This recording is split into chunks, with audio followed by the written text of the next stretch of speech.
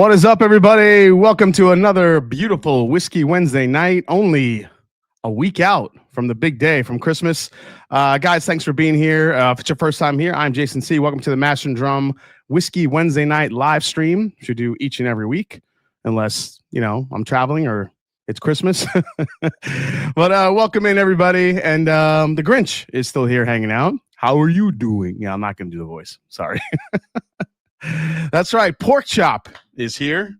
Thanks everybody for hanging out tonight, and tonight's going to be a fun night. Not only are we talking about a little bit of a 2025 whiskey recap, some of the top news stories that happened, some of the releases. Well, we'll kind of focus more on releases than news stories, but we'll kind of go through each distillery, kind of grade maybe their year, and then what we have here at the end of the night is I'm taking all the whiskeys that surprised me this year, the ones that I wasn't really sure about, maybe tasting it for the first time, ones that I maybe didn't expect too much of and that kind of blew me away. So I just threw them in a blind tasting. Let's see which one wins out. So that's going to be a lot of fun. We'll go through the bottles a little later, what those are. I have a couple new bottles to try as well, which will be kind of cool, including the brand new Old Fitzgerald 11-year, the Old Fitzgerald decanter from Heaven Hill, the Bottle and Bond 11-year. We'll get into the details of that. We'll talk a little bit more drum key.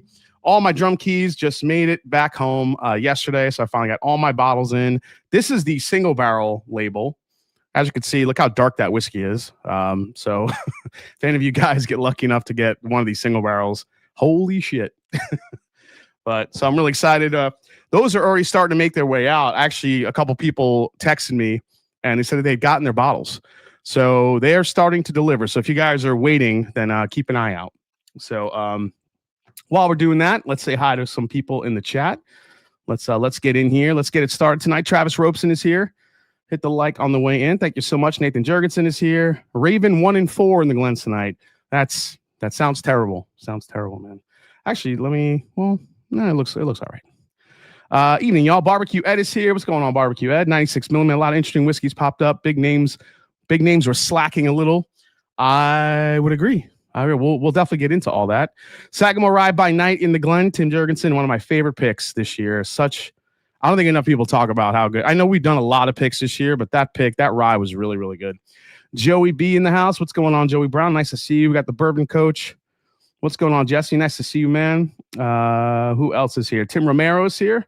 What's doing? We got John Legalbo. Phil Ossifies. Dr. Sped is here. Reveries 10. MJ Glennon tonight. Super Cherry Bomb. Oh, absolutely. It is a cherry bomb, Dr. Sped. Let's see. The Randall Express Erickson is here.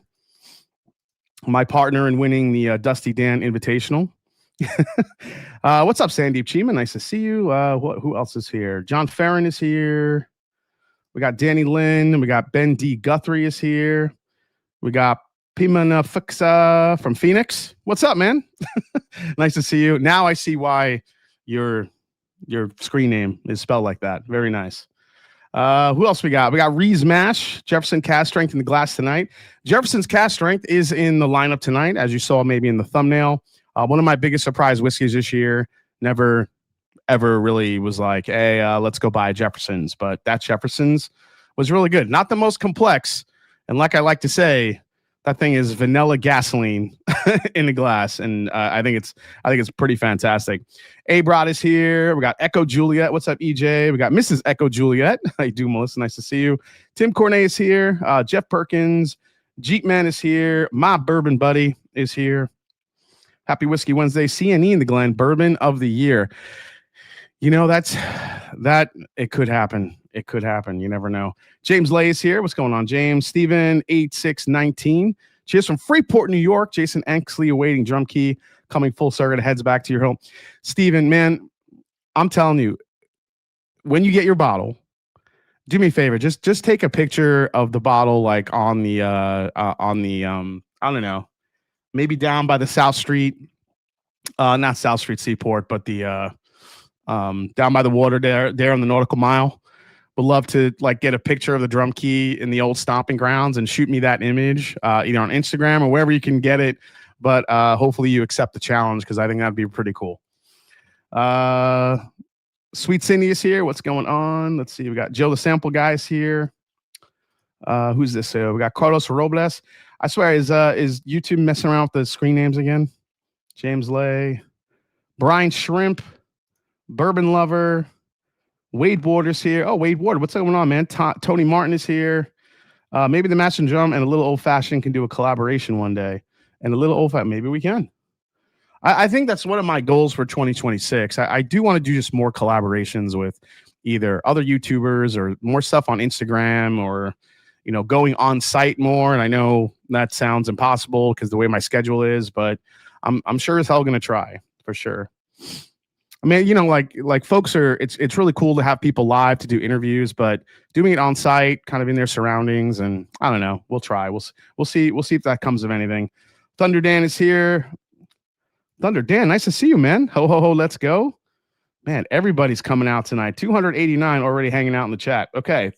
I'm just skipping along here. Raging Irishman, Simon Bob, Top Jimmy, JG, Raging Irishman, all the Roger Reese. Okay. We got a bunch of people here. So I'm going to dive right in. Oh, by the way, this bottle, Old Forester released this. And if nobody has seen this bottle yet, let me throw it up here. I think I have a picture of it loaded up. If I don't, let me put it up there. So this was kind of not a big deal, but Old Forester dropped this 117 series in the gift shop pretty recently. So when I was down there, I was able to grab one.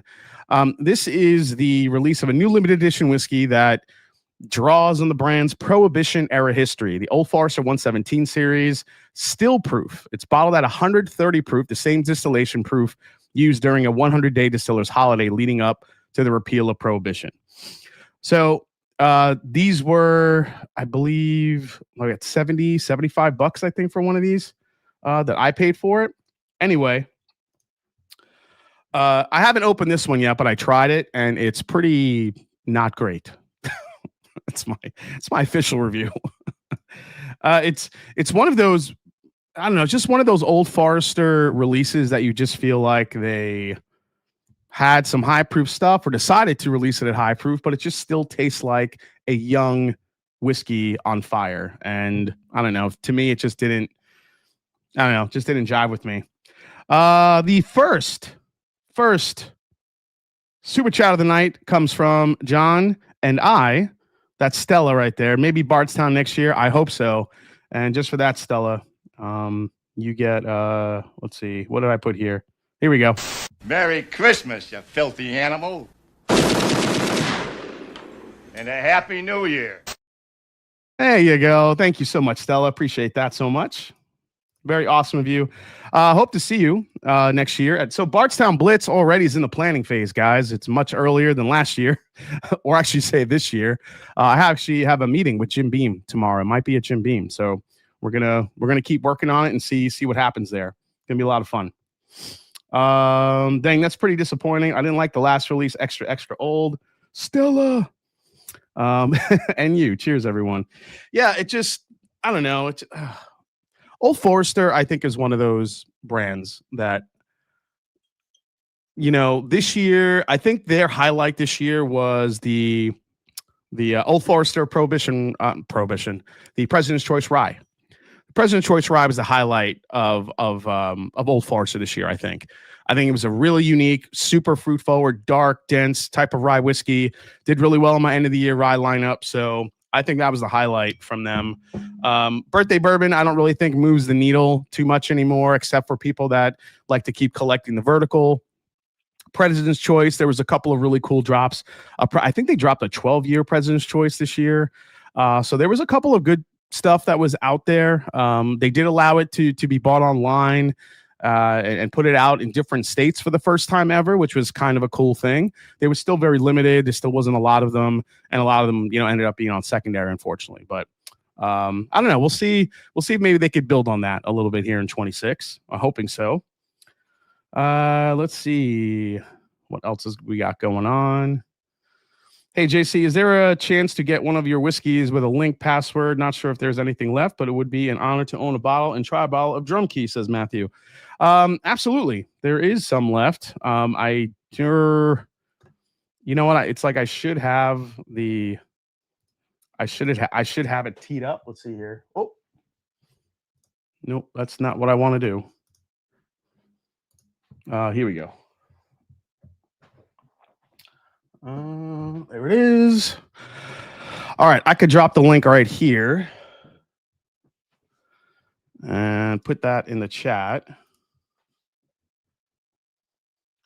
So the only bottle left is the debut, which is this one right here, which is the reddish label. The password to get in is Tempo.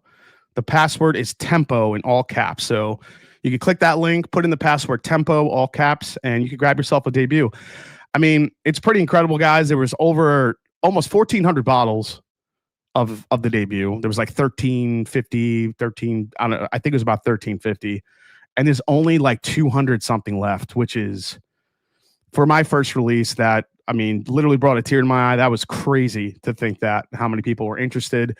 So as bottles start making their way out and getting into people's hands, we'll see how people feel about it. I will say this though, when you get the debut, because I actually cracked my bottle last night because I already had one that was bottle killed by my last trip. Let it sit out for a little bit, because in the beginning you just get like this Green River funkiness that it has. Then all of a sudden it opens up and you're going to get all these super rich, dense, dark fruit flavors, which is why I blended it the way I did. So yeah, word to the wise. That's right. Tempo is the password. Jason, did you send friend Minnick a sample of your bourbon for his top 100? I actually have a sample going out to him tomorrow. So I will get it in there. I need to find your 12-year bottle. Yeah, actually, you know what? Let me show you guys the other. I want to show you guys the other label, the alternate label. So I have. So this is the label you guys have seen, which is the debut. Let me make sure the bottle cam's teed up here. And there we go. Let me put that on there. There we go. So you guys have seen the debut. Play it louder. And I'm telling you, get these labels in hand. It just hits different. You're going to, the actual badge has texture. It's really cool. Love it. But the single barrels have a little bit of a different look to them. The single barrels are chrome. They have the dark wood and the chrome. I wanted the single barrels to just look a little darker, a little meaner.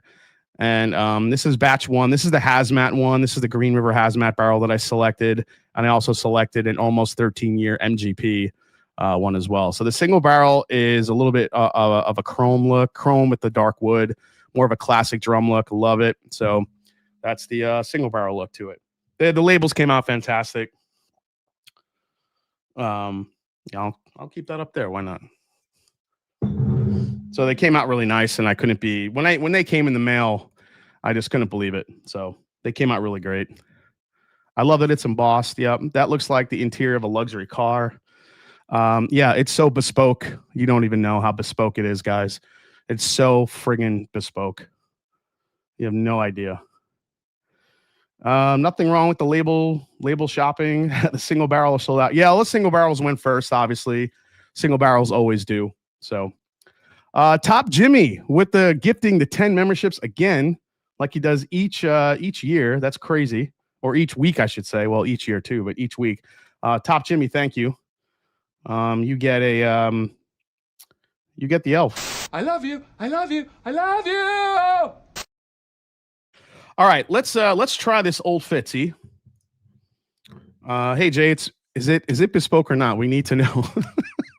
I mean, if you want to get technical, the blend is bespoke, but the single barrels are not bespoke. They're just single barrels I selected. So, all right, so let's get into the press release of this thing. Bob Glass says awesome blend. Oh, thank you so much, Bob. Bob, I think you had a bottle, right? That's right. I think Bob did try it. I think I remember talking to him on Facebook. Tone, look, wish I would have gotten a single barrel, but can't wait to crack the debut and looking forward to more. Yeah, we already have the next release teed up for first quarter next year, which is my rye blend, which came out so crazy. I can't wait for people to try that one. There's some really cool whiskeys in there. And also my next two projects I'll be working on after that, with some single barrels in between. So plenty more coming in 2026. I knew it. The debut is bespoke. So, shut up, cigar. Got us for a cigar, Eric. Yeah, no horsey top, guys. Maybe a horsey one of these days. Okay, let's get into this. So this is the Heaven Hill has announced today the release. Actually, this was a couple days ago, December 15th. I just got this box today. So the release of the fall 2025 edition of the Old Fitzgerald Bottle and Bond Decanter Series, an 11-year-old Kentucky straight bourbon comprised of barrels produced in the fall of 2014 and bottled in the fall of 2025. Hence the 11-year age statement. The 16th national release ushers in the latest Hallmark series to the Bottle and Bond legacy. Yes, in the ornate decanter, blah, blah, blah, 750 milliliter size, 100 proof, $159.99 is the SRP for this one. $159.99 is the SRP for this one. So let's get it started. Let me know what you guys got in the glass tonight, and let's start tasting some whiskey. How many releases per year are you planning? Probably, I would say 4 to 5 actual blends or finished whiskeys. But it also depends on, if I screw it up or not. If I screw up a finish, sometimes finishes go too long and you have to blend it out. I haven't done any finished products yet. So I have to kind of figure that.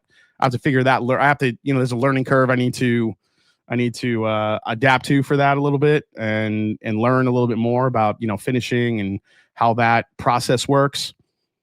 What else? Single barrels could release whenever. I could be going down to Barrel King and just going through the rick house. I'm like, I want that for single barrel, and they could get that done pretty quick. So, yeah, I could tell you right now for sure, the rye is ready to go at the beginning of the year next year. It's a bourbon drinker's rye. It's real fruit forward. It's spicy. It's so delicious. And then a couple single barrels for sure. And then whatever my next blends are going to be.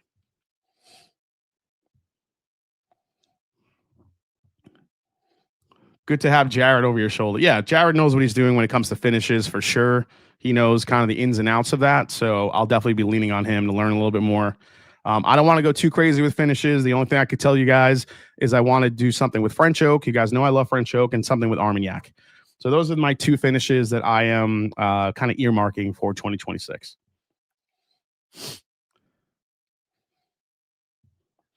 I don't know if you remember, we met up at Chat Whiskey a few months ago, also sipping on Chat fall 2021. Oh, Ben, I think I do remember you, man.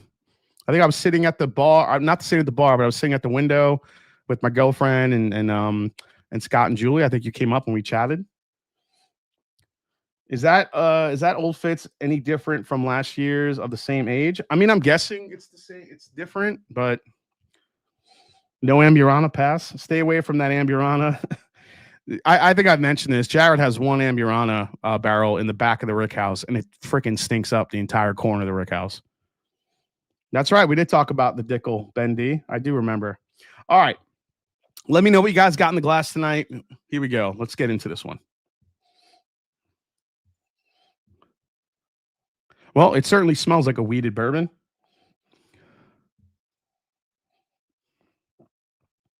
It kind of has like that wet grass, wet hay type of note. Little cardboardy, but also kind of sweet at the same time. I know that sounds weird, but when I get like these very wheat forward type of whiskeys, very much like the Star Hill Farm started out, the wheat whiskey from Maker's Mark, where it was very grain forward. I feel like I could smell the wheat, like a bowl of Wheaties, like hay or just something along those lines. I'm trying to find out a way to tie bespoke with beaver. Oh my God. I literally get a beaver or bespoke, like I just got another bespoke thing sent to me today. It doesn't end. It's hilarious. It's amazing how much that word is used today. It's amazing how much that word is still used. Oh shit, I just spilled some. I went a little over. I over swirled. Red turkey wheat is great. I think it is too. And it doesn't give me the weedy vibes.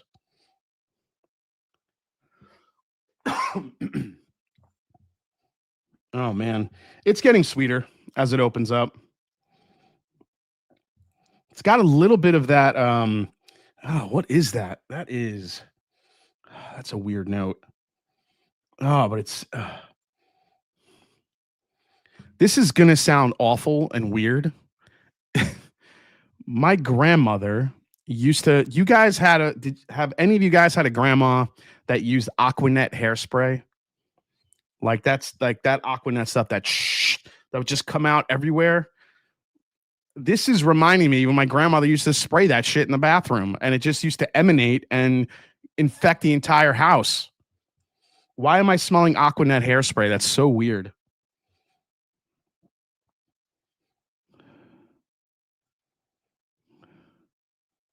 Yes, that shit was nasty. Yeah, James Lay. All right, so it's like if Aquanet was flavored with vanilla. That's what this smells like. It sounds so bad. All right, cheers. Here we go. I really love you, Heaven Hill. Please keep sending me samples.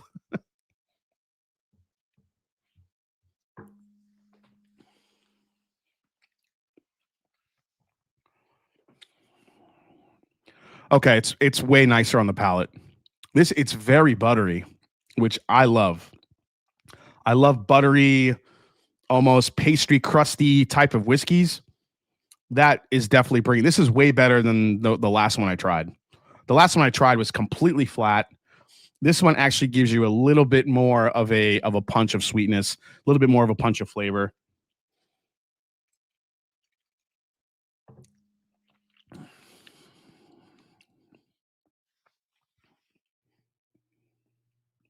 Yeah, that's good. Is it like a 15, 16 level? No. But is it good enough to like enjoy? Yeah, for sure. Sipping on JD batch 1 vanilla Aquanet buttery flaky crust. Yeah.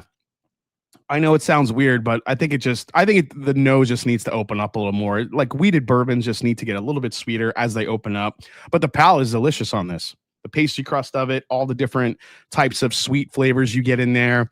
I do think there is a wheat grain vibe that's still on the mid palate, but the finish actually has a decent spice for 100 proof.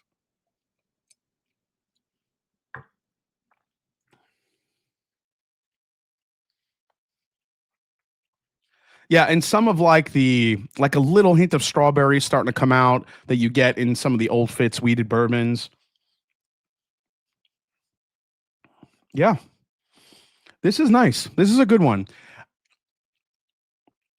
So here's my take on this. Is it 160 good? No, but you still get that really nice bottle that obviously, factors into the cost of this whole thing. And it's just going to be contingent or not whether you want to pay up the money to get the decanter. But I will say this. I would not overpay for this, because guys will be lining up at Heaven Hill and trying to, sell these bottles on secondary. And I get it. It happens with every single release, but this is a bottle I wouldn't overpay for. But if you grab this at retail, this is a nice 11-year Heaven Hill Bottle and Bond. If you're a fan of them, if you're the person that just likes to buy every single one they release, then it doesn't matter to you. But if you're someone that's been wanting to get a bottle of this, you're not sure which one to get, this 11-year is actually pretty good. I'm kind of getting down with this.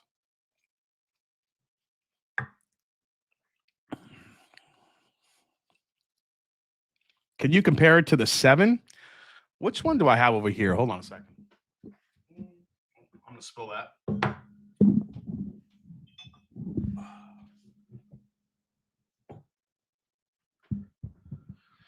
I don't have the 7, but I have the 9. I think this was the last one. I don't want to waste the glass, so. Oh, yeah, the 9 I didn't like at all. The 9 was, not nearly. It's crazy. 2 more years, just 2 years older. This has so much more depth in this 9-year. This 9-year was not great. So what I'm doing is I'm actually taking each of these sample bottles that Heaven Hill sends me, and I'm going to refill one of my old Heaven Hill decanter bottles and make like this crazy, blend. So I'll have 9-year, I'll have 11-year in there, and then I'll just keep going as they keep releasing these things. So it'll be pretty cool. Compared to the regular non-decanter 7, that's 7-year. Okay, sure. Where is that one?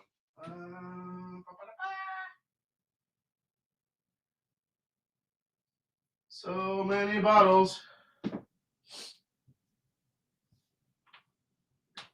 it up here somewhere?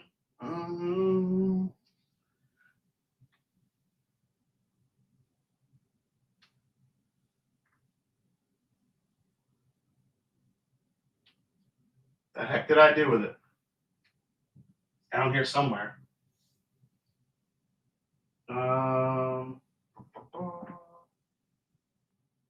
Oh, found it. Is that it? Yep, I got it.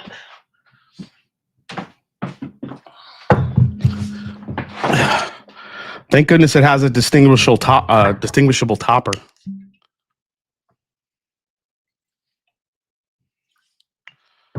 All right. Let me shut this off for now so I save some battery for later. Okay. All right, so here's the old Fitz 7 and here's the 9.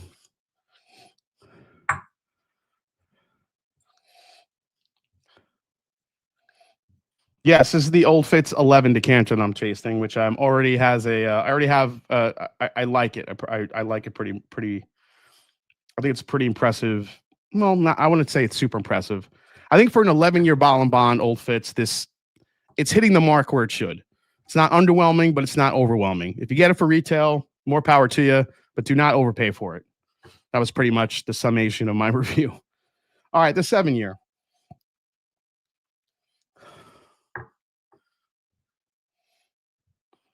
Yeah, way more going on the 11-year.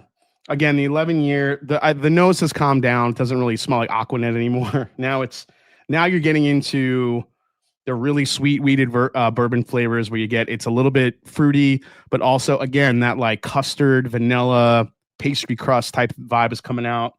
Thanks for comparing. Oh, you're very welcome. Thank you so much for the super chat.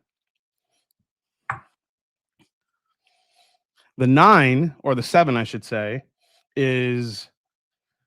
I think the 9. I keep saying 9. The 7-year still has like a very strawberry, lifesaver, cream saver type vibe to it.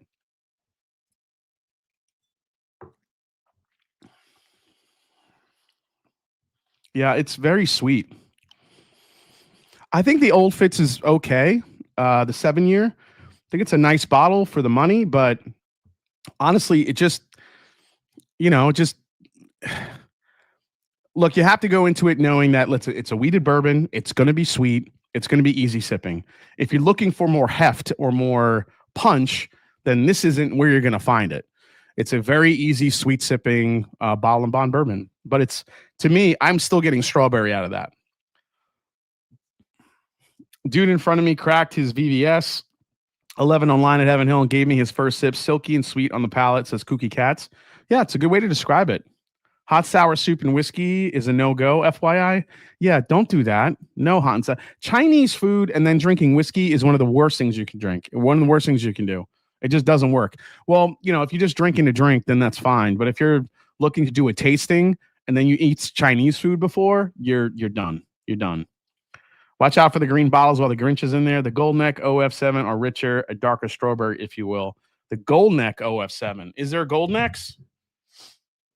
Oh, because did they release a fall batch? Is that what I haven't tasted yet? And that was my question when this came out. Like, are the subsequent batches going to be a little bit different, a little darker, richer? How is that going to work? Different barrels to make the batch up. So I think much like Larceny, Elijah Craig Barrel Proof, these are going to change, and some will be better than others, like everything else that Heaven Hill does. So. Hey, what's up, Donald? Nice to see you. Booker's and Italian food works surprisingly well, says Kenneth. They used to call me Gold Neck in high school. I don't want to know why. This is going to sound strange, but if I eat Indian and then wait about 4 hours, my palate is usually super on point. After Indian food? Well, I could see that. Indian food has so many spices in it.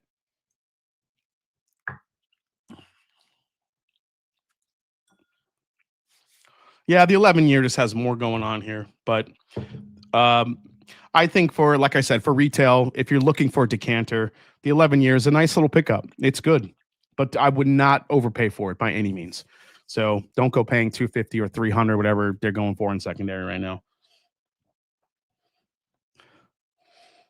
Yeah, it's getting sweeter and more buttery, like borderline butterscotch. This is a nice decanter. This is a nice release. Way better than the 9 year. I chugged a little bit earlier. Mm. Oh, it's starting to be like candy. That's so good. Good release. Well done, Heaven Hill. Speaking of Heaven Hill, Rebel 10 or Old Fitz 7? Rebel 10. However, Rebel 10's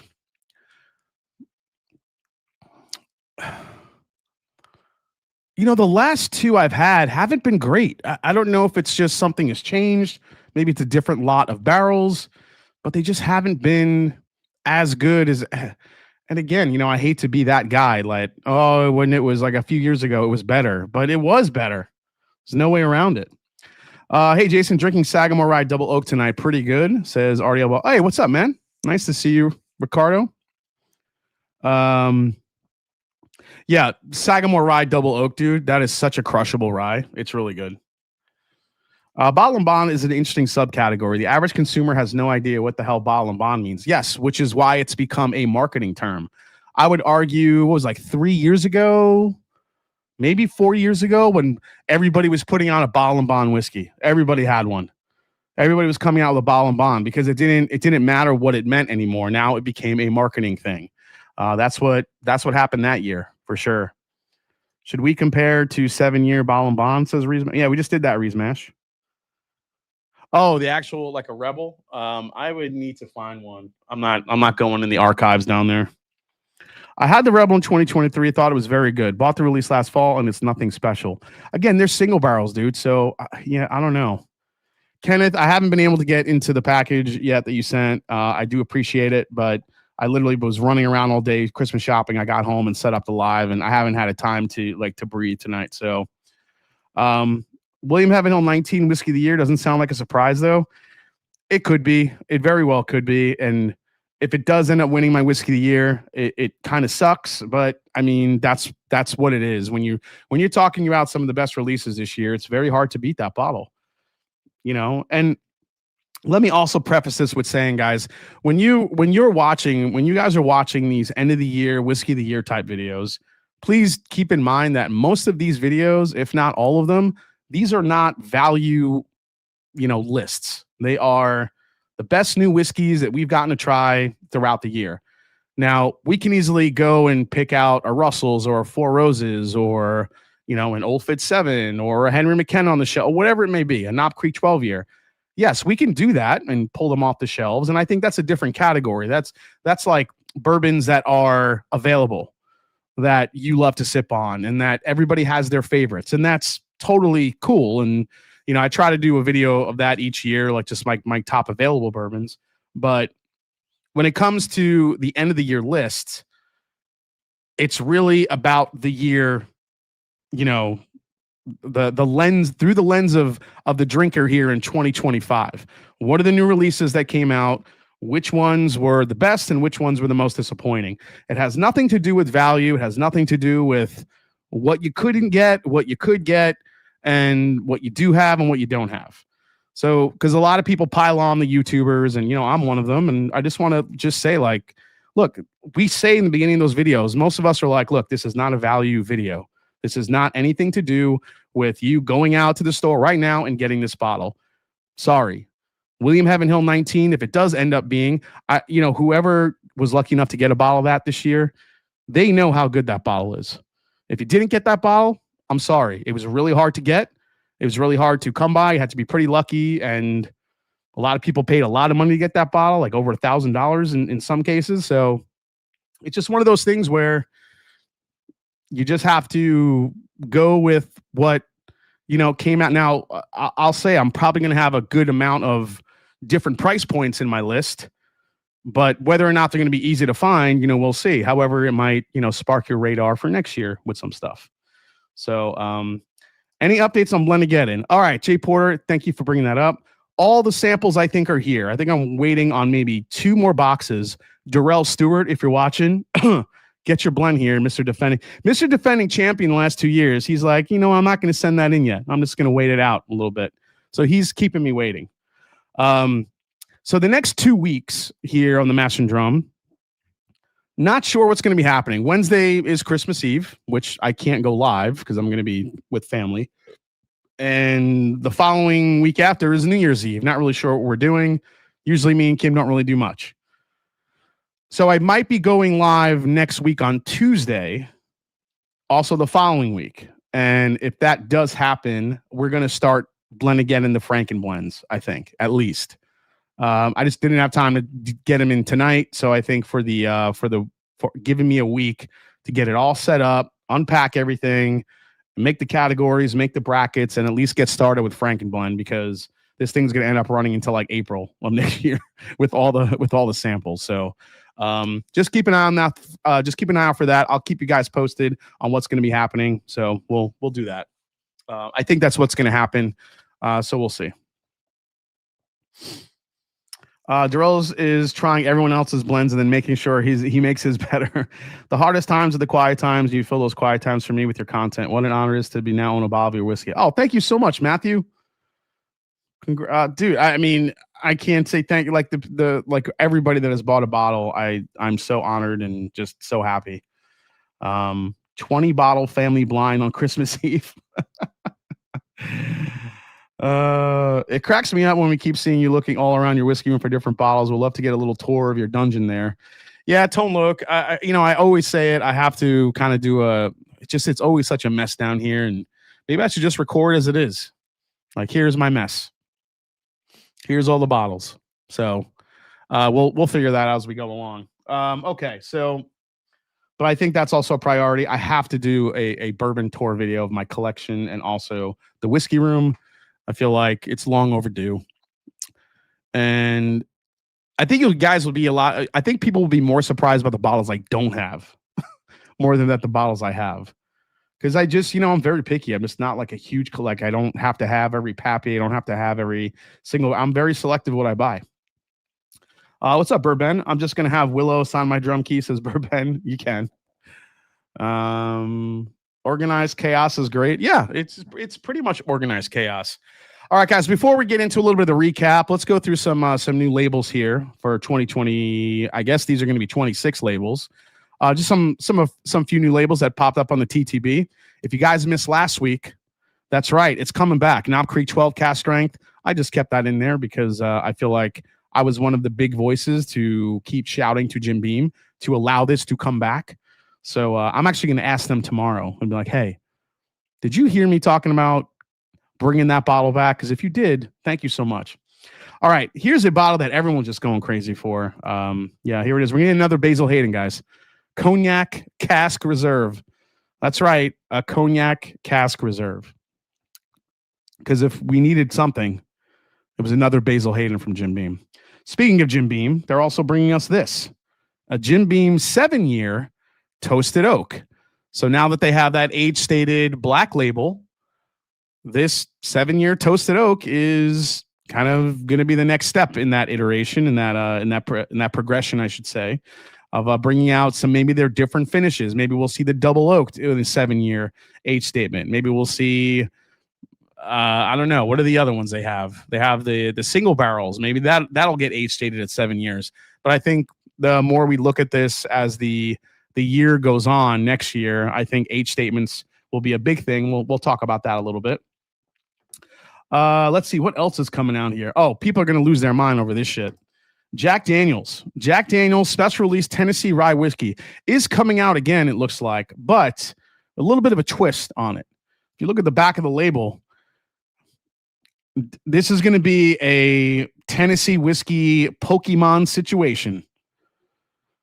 So now this special release series will highlight the whiskey making abilities of the Jack Daniel Distillery, 5 unique batches, each hand selected from notable barrel houses, each with a distinctive flavor and offered at barrel proof.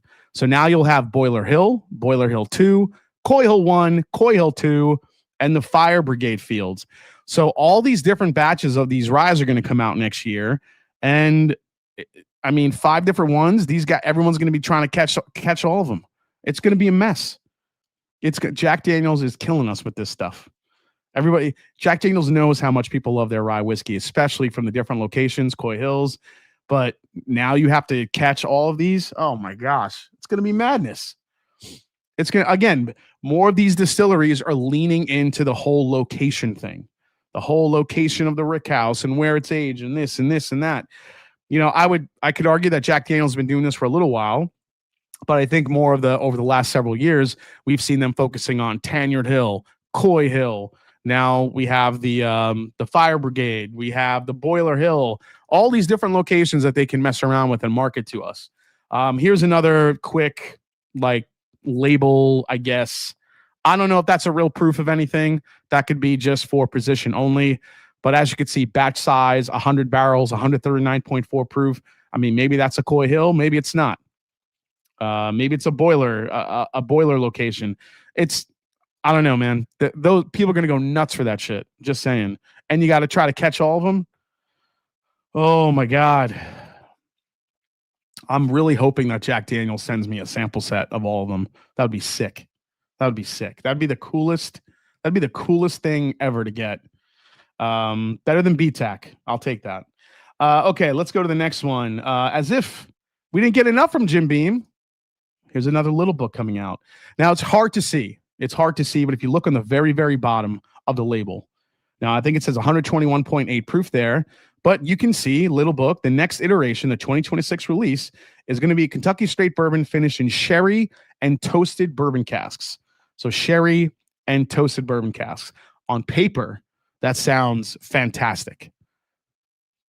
In practice, we have to see how deep that sherry goes, how rich the toasted goes, how does it balance out? We got to see how they do it. I hope it's a well integrated blend. I hope it's not just a surface type of blend where you just get a little bit of the sherry on top. I really hope it's an integrated type of finished whiskey. So we'll see what happens there.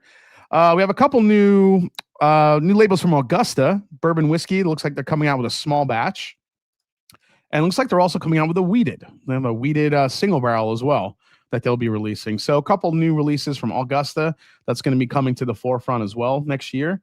We also have Reveries is coming out with the Leviathan, a single barrel Leviathan, 19 years old. Holy crap. Couldn't find the back label. Not exactly sure what whiskey that they're putting into this, whether it's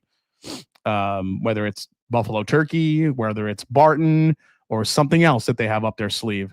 But Reveries is one of those bottles that came out of nowhere this year. It's been absolutely killing it. We'll get into that a little bit as well. And then last but certainly not least, as if you thought they were done, it's Blue Run. That's right, baby. Blue Run is back with the Blueprint series, Kentucky Straight Bourbon Whiskey. And guys, just buckle in because we're about to hear some marketing. You ready for this shit? Here it is. The Blue Run Blueprint series is where discovery begins, inspired by the belief that taste evolves through exploration. This series lays the foundation of a new kind of whiskey experience, one that's rooted in heritage, but designed for today. This is luxury made approachable. This is Blue Run made to be discovered. None of that shit makes sense.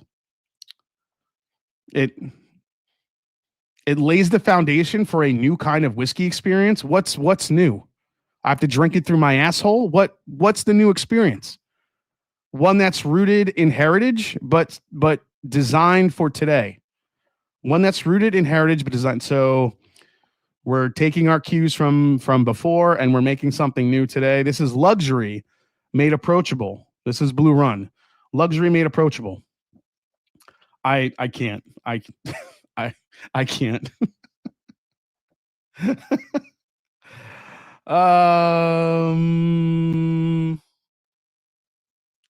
Can you do that in your Johnny Depp voice? The French Johnny Depp voice? Yeah, like he's reading the back of a perfume. The Blue Run Blue series is where discovery begins, inspired by the belief that taste evolves through exploration, elixir, parfum. And then we're going to switch that up with a little Kermit the Frog. This series lays the foundation for a new kind of whiskey experience. It's luxury made approachable. Right, Piggy? Hiya! You guys got me doing super shit tonight. Okay, that's funny. All right. They hired Oakley. Yeah, I think Oakley and them are combining on that. Wow, that's a lot of freaking horseshit written.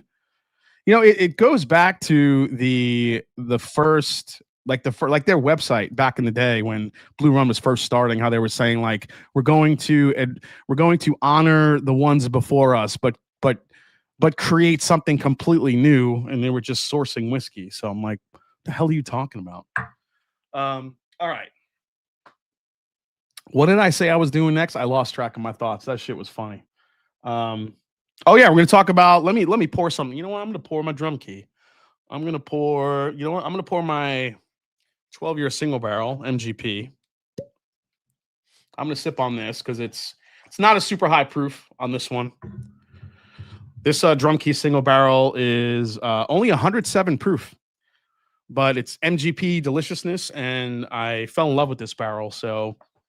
You wouldn't think it coming off a hazmat that I was going to like pick a 107 proof single barrel from MGP, but it just, the more you unpack this, it literally tastes like black raspberry ice cream. It is so delicious with like oak. It's like instead of chocolate chips, there's oak chips in there. It's really good.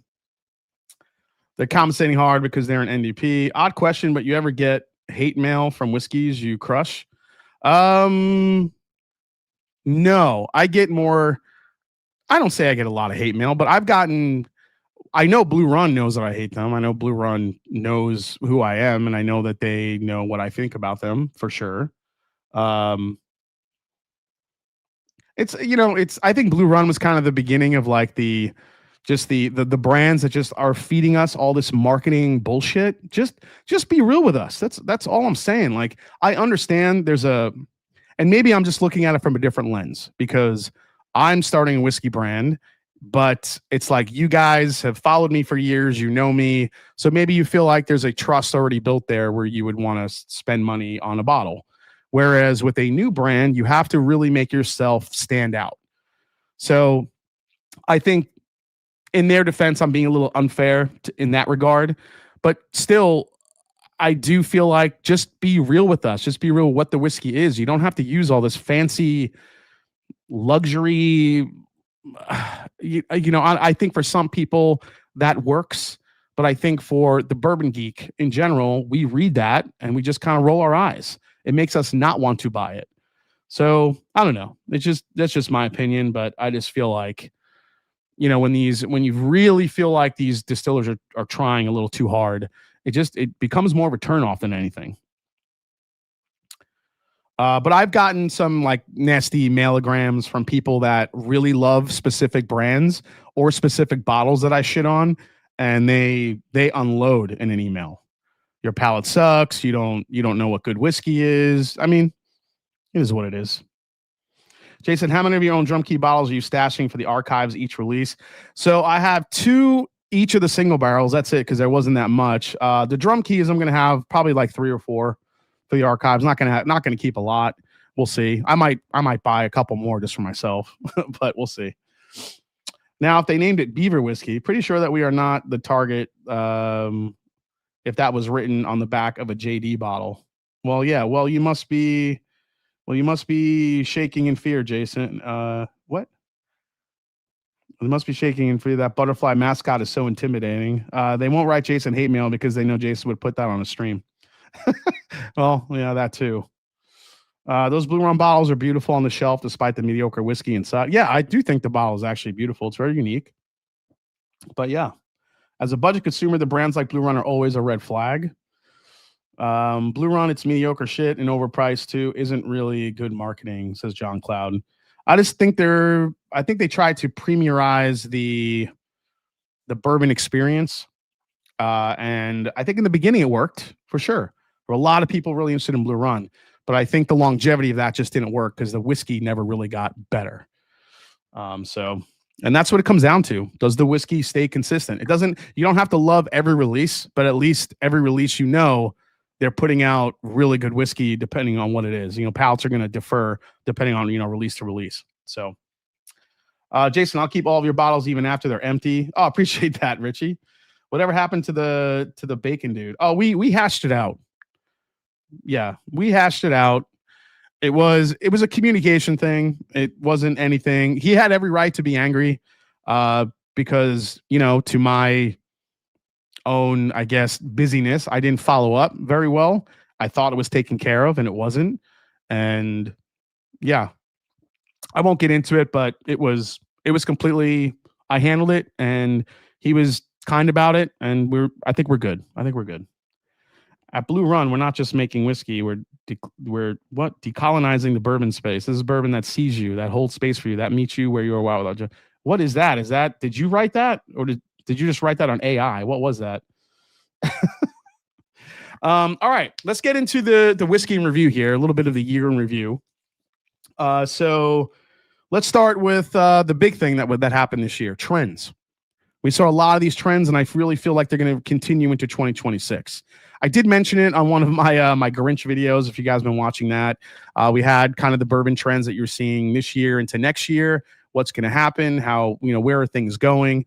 And, what did we see this year? We saw definitely some trends in whiskey, not so much finishes. And not a lot of people talked about the different finishes that we had this year. I think more of a flip side, where you have Bardstown Bourbon Company that went into more of the luxury finishes, where they did that Calvados, they did the Notre Dame, the French, the Armagnac one. I mean, they really leaned into not only just finishes, the Mizunara one as well. Not only just finishes, but finishes that felt luxurious and felt special. It wasn't like I'm just going to go buy a Mizunara barrel and throw it in there and release something. I think what Bardstown Bourbon Company is very good at is telling the story of not only where the bourbon comes from, but what you're going to be sipping and why they made their decisions behind it. And I think that's what a lot of new brands miss. Like, now look, you don't have to buy every single Bardstown release. You can skip them. You're not going to like every single one of them, but at least they're upfront and telling you exactly what you're drinking. Cathedral, that was it. Also, with some different finishes, I think we saw the trend of Buffalo Turkey. Not to, continue to harp on it, but it was a trend. People went crazy for those barrels this year in 2025. We had people that were lining up to get some of these bottles, barrel picks, trying to collect them all. Again, we got into kind of a Pokemon situation where every single distillery that was bringing these bottles in was able to release them, different variations, ages, proof points. Some barrels were not so great. More often than not, they were not so great, and some barrels were really good. So it just depended on the luck of the draw and where you got them. The Whiskey Blendery was doing a great job with them. You had River Roots doing a great job with them. Who else? Augusta, Elkwood. I mean, go down the line. Reveries. I mean, they were everywhere. And a follow-up to that was here towards the back end of the year, we had Barton barrels coming out. The 17 and 18-year Barton barrels that hit the market were also kind of trendy for a little bit. I don't think they hit the trend popularity that Buffalo Turkey did. I think Buffalo Turkey was a little bit more of a trendy topic because you had the word Buffalo in there. Anything that's connected to Buffalo Trace, people are going to go crazy for. So I think that was a huge trend in whiskey. I fell for Buff Turkey and Buckner's 15. Were the purple tops worth the hunt and cost? To me, no. I don't think I've come across a purple top that I've felt was worth the money, but that's me. Although I did get a really good sample of one in the advent calendar that I really enjoyed. Yeah, Barton 18, I think, is definitely become the new Buff Turkey, at least here in the second half of the year. I think we'll see more of it leading into 2026. I don't think they're all gone yet. I think some distillers are still sitting on those barrels. We could see 18, 19, maybe 20-year expressions next year, which brings me to the next trend, the return of age statements. With all this whiskey that's aging and kind of this glut that we're in, it's not a full-on glut, but it's pretty much we'll call it a small glut. We are... that's what people are looking for. They're looking for the high age statements and high proof points. That's what people want nowadays. It's very hard for a $60, $70, $100 whiskey on the shelf to stand out anymore. Unless it's Buffalo Trace, it has a hard time poking through all the noise that's on the shelf. There's just so much whiskey.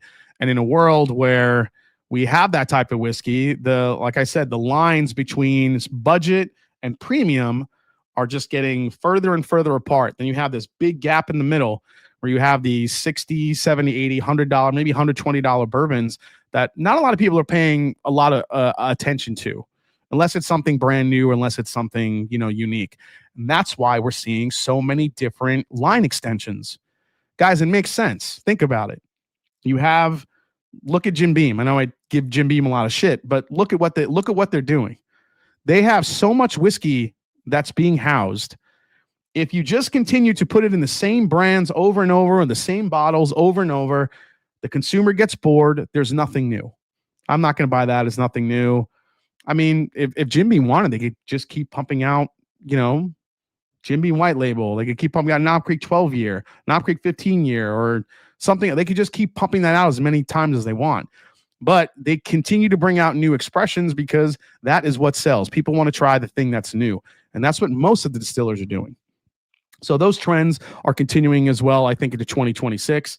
I do think we're going to see even more cool stuff from the smaller distillers. Remember, smaller distillers we were talking about 5, 6 years ago, 7 years ago, 8 years ago. They are all catching up to the big boys. They are creating the blueprint for what the heritage distillers are doing now. So where the smaller distillers can flip a script and do something new, and maybe it works and maybe it doesn't, a lot of the heritage distillers follow that lead and then usually create something off of that, especially with the fact that the craft distillers, which may be a smaller brand, they could put out 7, 8, 9 year, 10-year stuff now and have it way better and more affordable than some of the premium stuff that's being released by the heritage distillers. And I think they know that. So I'm really curious to see what more of the smaller distillers come out with next year. I think there's so much stuff going on. To be fair, Beam have ridiculous output to their trying to get ahead of what inevitably will be dead inventory. Yeah, I mean, I could see that too. You can get a good Jim Beam with an 11-year purple to double barrel whiskey, nice bottle for $63. Would you say the ignoring of the 80 plus led to so many cheaper age stated releases like Wild Turkey 8? Absolutely. I think that's actually a really good point. I think that the market shifted and this was the response. And what's interesting is that the brands can do this quickly, especially the big brands. If they're like, oh man, no one's buying the premium stuff, they're sitting on the shelves, what do? Let's bring out a value. Let's bring out a value bottle to the shelf and let's see how it goes. And I think that was ultra important that we saw just this past year. Did we see a lot of them? No. But Beam focused on it. Heaven Hill had to focus on it. Four Roses, even bringing all their recipes to the shelf. Four Roses doesn't do a lot of crazy stuff, but this year we got 4 different recipes at 100 proof that you can get. Were they like super cheap? No, but you didn't have to get a private select to try a different recipe now. So it's their way of kind of speaking to maybe a little bit more of a value type of buyer. So there's a lot more different things that I think we are seeing the big heritage distillers do. Super premium sales are going up. Yeah, Nathan, and that's another thing where I think as we go, that's the last, trend I want to talk about is there's probably a few that I'm missing, but super premium bourbons. We saw the Blade and Bow 30. Michter's, I could see Michter's 25-year coming back out. Well, Michter's released the Michter's 25-year rye. Booker's rye is coming out. Who knows what that's going to be priced out in a couple of years. But again, those gaps between the mid premiums and then the mega premiums. I mean, we talk about like $200, $300 a bottle for some of these barrel picks, Buffalo Turkey, the Barton bottles are expensive. No, I mean, you're talking about $1,200, $1,500 bottles that are being bought and collected because, again, it's the thing, it's the new shiny toy. It's the thing that people want that we can't have or we can't get or are unwilling to pay the money for it. And I think no matter what, there's always going to be a market for that. It's not so much it's a trend, but I just think that there's always going to be a market for that stuff. And as these age statements keep going up, who knows how old some of these bourbons are that are sitting in rick houses across Kentucky. There could be 30, 35 years. I mean, we could see crazy, crazy age statements next year. So I think as far as trends, that's what we'll see as we go forward. From a distillery standpoint this year, I think Beam did somewhat of a nice job with some releases. They released a lot of stuff. Did you ever try Heaven Hill 90th anniversary? No, I did not get that bottle. Not yet. I live in the space of $70 to $150 bottles, says John Bob Wilson. Above that is beyond my budget. It's fun to watch you guys talk about the highly allocated, but my search is the $100 range for sure. Could see that. Yeah, must be nice. Must be nice to be able to get those bottles. And look, some guys are gonna look. I'll admit I am on the hunt for that Blade and Bow 30 year. I want a bottle of that. Will I find a bottle of it? No, but I thought that was an exceptionally impressive bourbon, and I want it. And I don't buy every super high release bourbon. I don't own any Pappy. I still don't own any Pappy. But that bottle was impressive. Now, I do have to pay up to get it. Sure, I do. But I don't know. That's one of those bottles that I do want for the collection. So Blanton's added to BTAC. I hope not. I really hope. I don't think they would, because remember, Buffalo Trace does not own Blanton's. So unless they get the okay from, I don't know, from Age International, I don't think that's happening. A lot of NDPs. Oh, yes. Those 14-year ryes were everywhere, too. Those MGP ryes. Dickel had a little bit of a moment in 2025 where we saw 19, 20, 21 years. Some hazmat barrels were making its way from Dickel. Dickel had a little bit of a moment there, too. Blanton's BTAC bottle would look hilarious. Yeah. Pours that totally changed after the first crack this year with the Ferran 2 and Star Hill Farms improved immensely after Rees Mash. I can't really speak to the Ferran, but the whatchamacallit, the Star Hill Farms, absolutely agree. Hancock's BTAC. Wait, BT doesn't actually own Blanton's? No, Josh Fornick, they do not. They're basically contract distilled. Takara owns Blanton's, which is why Blanton's across or overseas and in different countries has higher ages and higher proof points, and all the good barrels are overseas rather than here in the States. Is Blanton's black or red worth getting there? I don't know, Tony. I mean, it's nice to have a bottle if you want it, but don't expect much out of it, especially the red or the black.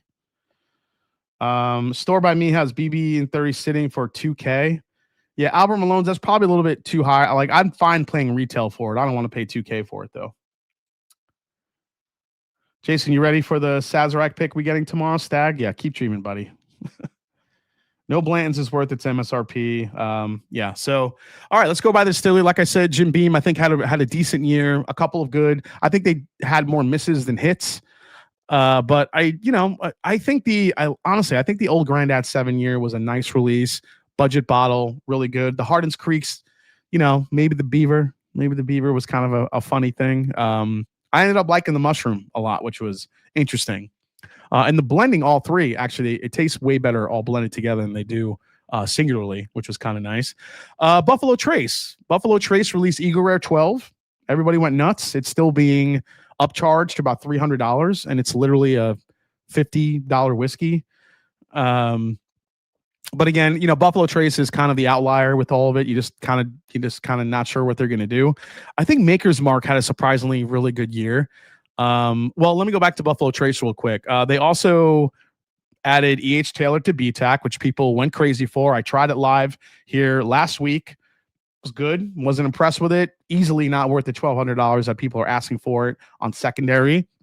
But the biggest miss for me this year from Buffalo Trace was George T. Stagg. And I'm going to say it. It's a hot take, but George T. Stagg 2025 is, I'm not even going to say not great. I think it's hot garbage. I know that's harsh, but a George T. Stagg, I should not have to add water to it to make it taste better. It's a lot of ethanol. And look, there's probably a lot of people out there that love it because of the high proof point that it has on it. It's missing layers and missing depth that I've had in previous George T. Staggs that are just not present in the 2025. And Shemi, it's not me being a hater. I'm telling you the truth. I'm telling you my truth of what I taste. 2024, 2023, man, 2016, 27, man, those I mean, they're not like astoundingly better, but they're definitely better.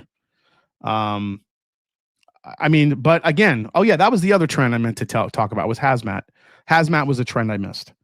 Hazmat, like Bottle and Bond, became a marketing query.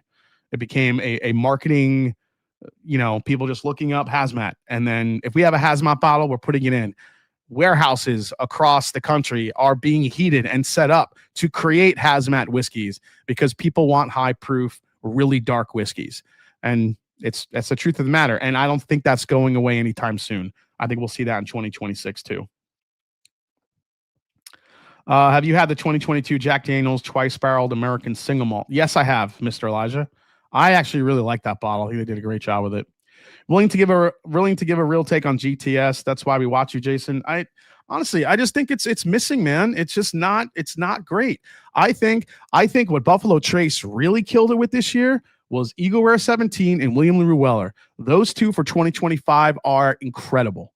So if you're going to spend the money on a BTAC this year, make it William LaRue Weller or Eagle Rare 17. Yeah, everyone's going to want the George T. Stagg because it's hazmat. But if you've had the last George T. Stagg that was hazmat, that one is so much better than the 2025 edition. It's, I don't know. It could have been how they blended it, how it sat. Maybe the alcohol has started taking over as the blend sat, but I just don't think it's a great batch of George T. Stagg. I don't care what anybody says. I'm telling you, you blind George T. Stagg against any other hazmat product, it's not gonna do great. I don't care what anybody says. I heard the 2025 Handy is the best one this year. I could see people liking the Handy, but I don't think the Thomas H. Handy has the depth that ERS 17 or even the William LaRue Weller does. 9 p.m. here, and I just got my drum key. Tomorrow's going to be a great Tennessee preface and share. Oh my God, Top Dog, you got the drum key tonight? Wow. That Stranahan Founder's most surprising pour of the year, cinnamon apple pie for days. Yes, that's in the oh my God, what time is it? Holy crap, it's 10:12. I got to get into this thing. All right, real quick. Heaven Hill, meh. I think Heaven Hill had a lot more misses this year than hits, but they brought out that William Heaven Hill 19, which makes up for a lot. I think there was one good Elijah Craig barrel proof, which was the B525, one decent Larceny barrel proof, which was the C925.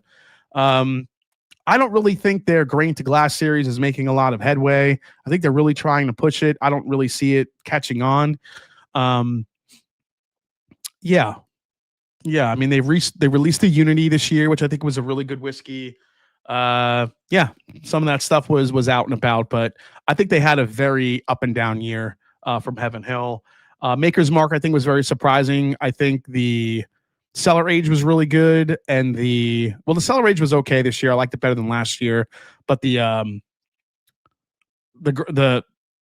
Star Hill Farms is incredible, and I cannot wait to taste it next year. So yeah, can't wait for that. New Riff had a great year. Luxco had a decent year. Again, Luxco, Penelope just does their thing. Whether you like them or not, they just do their thing. They put out whiskeys that people want. Interesting finishes, very sweet. They're trying different finishes as well. Penelope's not going anywhere, especially with the buying power with Ross and Squibb. Penelope made that big leap into the premium space with their estate collection. So we'll see how that starts to pick up some steam as well. Wild Turkey had an unbelievably good year this year with the Beacon and the Camp Nelson single rickhouse. However, I do think that the prices on that just keep getting worse and worse. Michter's, I think, had an off year this year. Aside from the barrel proof rye and the PFG, I thought the 10-year rye and bourbon were kind of letdowns. They re-released the toasted sour mash, which is only 86 proof. I don't really think you need that. I think Michter's had a little bit of a weird year. They did release the Michter's 20 again, which I know a lot of people go crazy for. So we'll see what happens in 2025. Sagamore had a great year. New Riff had a good year with some of these releases. Barson Bourbon Company, I would say the finishing series that they brought out, all different three, were really good. Yeah, what else? Reveries, as I mentioned, Jay from Take, our bourbon, he brought out a bunch of really great bottles this year.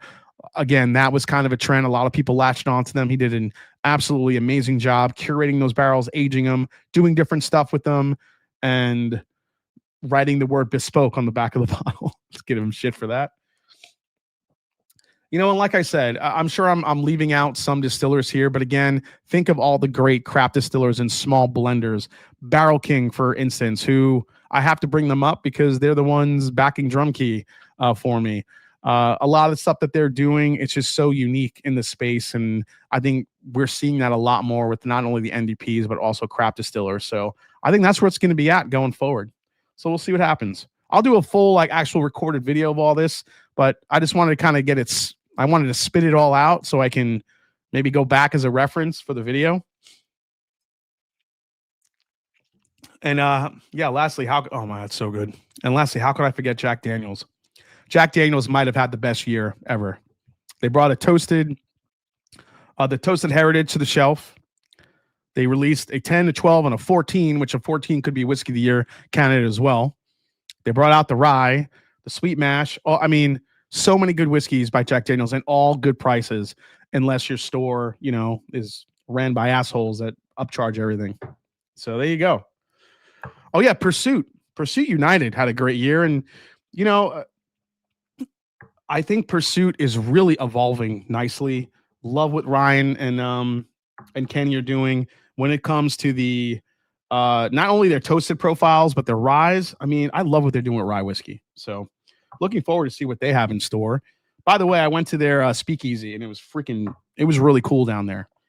If you guys have not been to the speakeasy yet at Pursuit, it's really cool. Downstairs, they had this boozy hot chocolate that was just freaking amazing. So, did I have a notebook here? I did. All right. That Jack 3L. Okay, I think I talked enough. Let's get to drinking. Let's get to having some fun, answering some questions, playing a little music, and going from there. Okay. Let's see here. I'm going to play a little... yeah, let's get this going here. Oh, no. Get this going here. All right.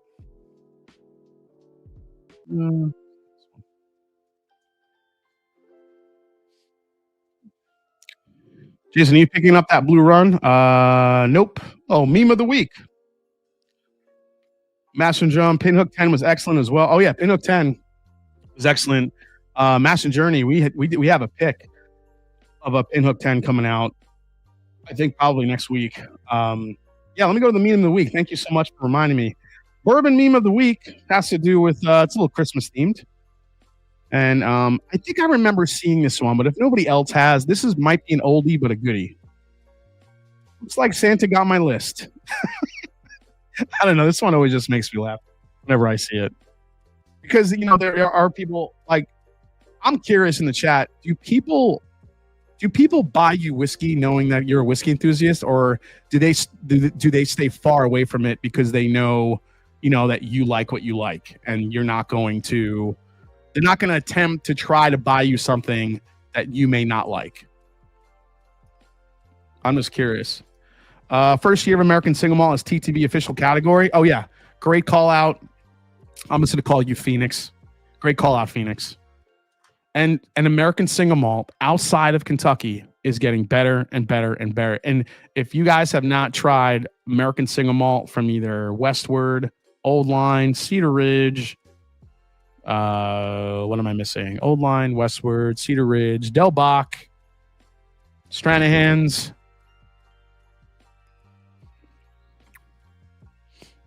I know there are some good American single malts being made in Texas too, that I'm probably forgetting. Balcones, I think, has been making some really incredible ones. What's the other one I'm forgetting? All the way out in Oregon. McCarthy's. McCarthy's is the other one.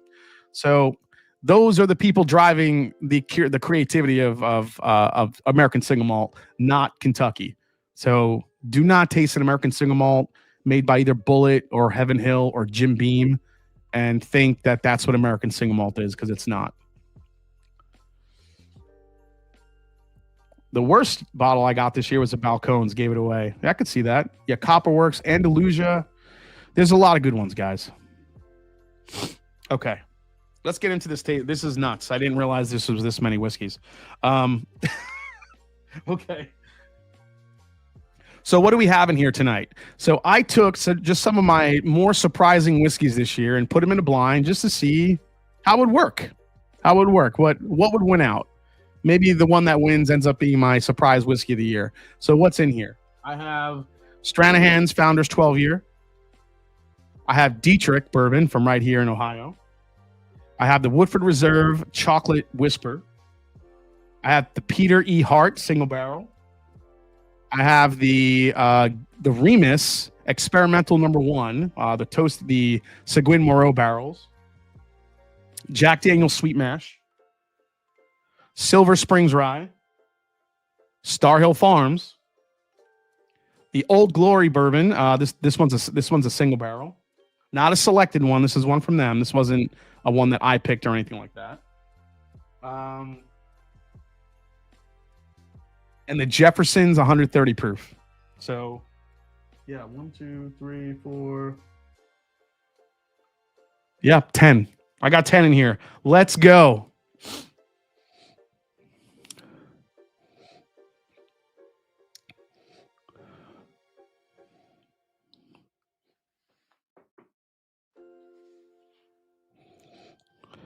All right, guys. If you have any questions, feel free to shoot them here in the chat. Let's get it going tonight. Yes, this is awesome. This is what we need more of, says Whiskey Habit. Yep, this is gonna be cool. The first one's already a beast.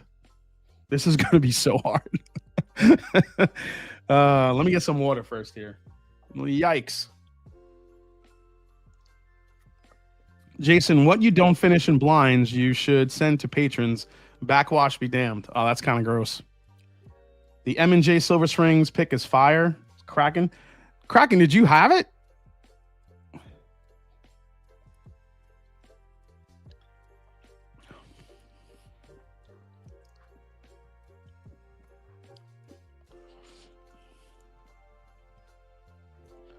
By the way, there's a couple of these that are going to make it to my top whiskeys of the year, I think, for sure.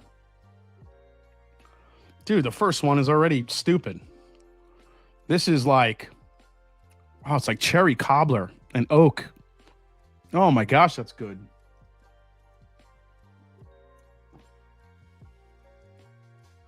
I'm gonna try to whip through these here a little bit quicker. Still waiting on that debut to ship, says Henry Turner. Yeah, Henry, just give it some time, guys. You got to remember, Barrel King shipped out over 1,000 bottles in like 3 days. So just give it some time for the bottles to make it. When's the last time you visited the Old Glory Hole pick, says Nicholas? I think last week.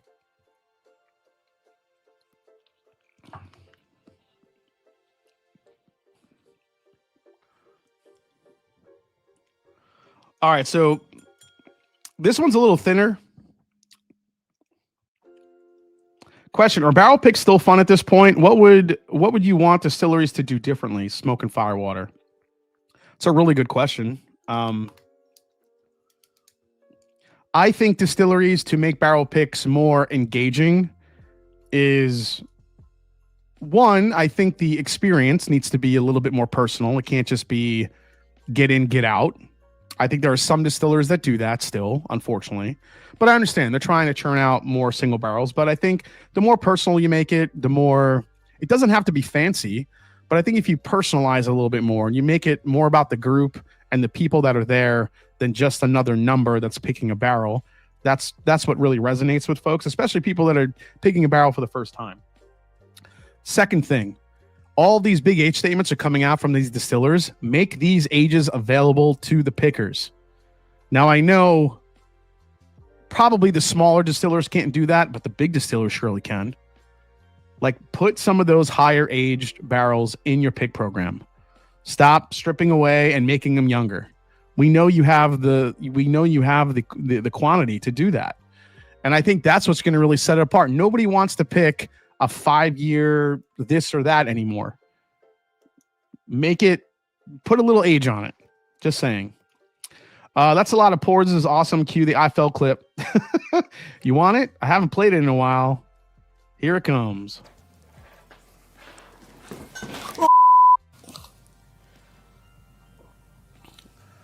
I fell.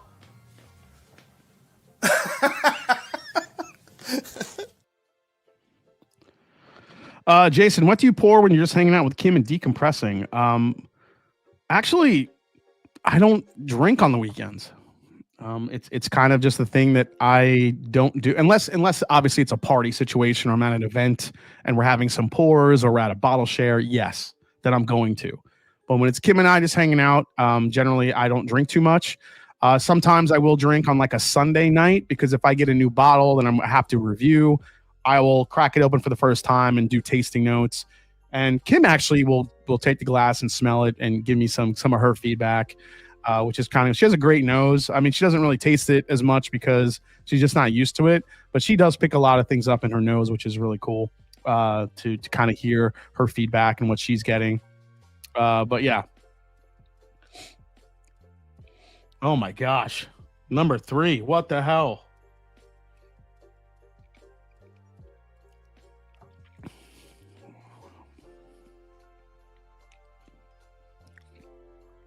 Number 3 is ridiculous.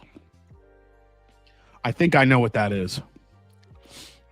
Oh my God. It's so good. It's so good. I'm not going to say what it is yet because I'm going to go through the rest of these, but pretty sure I know what that is because it's so distinguishable.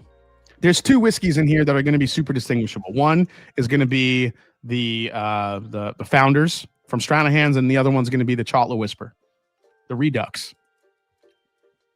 Which one that is, I'm not going to say which one it is, but holy crap. That thing, like 1 was good, but then 3 is like, hold my beer. Yeah, what's the point of a 9-year Knob Creek pick? Go back and having 14, 15-year barrels in the program. Yeah, exactly. And DG, I'm hoping that with the 12-year returning, as far as the cast strength versions, maybe we'll start seeing 10, 11, 12-year barrels back in the Knob Creek program. I think that's another thing that needs to happen. Like I said, that's how you make it more interesting. And then I think the other trend in picks is going to be blending. Blending is something that is so unique, and it's a one-time shot.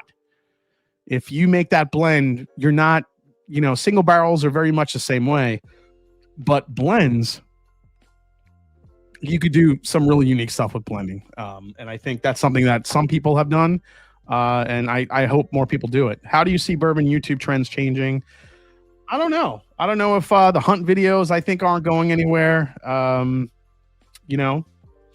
I'm not willing to do hunting videos. I think I would like to do a video just to go in and like talk to store owners and talk about what they see and what they're experiencing as far as sales and stuff like that. But a bourbon hunting video, yeah, no. I still don't understand the thrill of that at all. Maybe it's just me being old and a curmudgeon, but I don't know. It's like, because it's like the same shit. It's like, hey, I went to the store. Guess what? I found a Weller. Yay. I'm like, I don't care. Like, what else you got? I don't know. It's just, I don't know. It's, I don't know. I don't want to say too much because I know a lot of great channels do bourbon hunting videos. It's just not my thing. Just not my thing. I rather do reviews. So when people look up a bottle and they see what it is, it's cool. I don't get pleasure out of watching somebody else find a George T. Stagg in, Sheboygan, Wisconsin. Like I just don't get a thrill of it. It's like, oh great, that's cool. Glad he got one. I want one now. That's am I alone? Like I don't get it. Like I don't know. But that's me.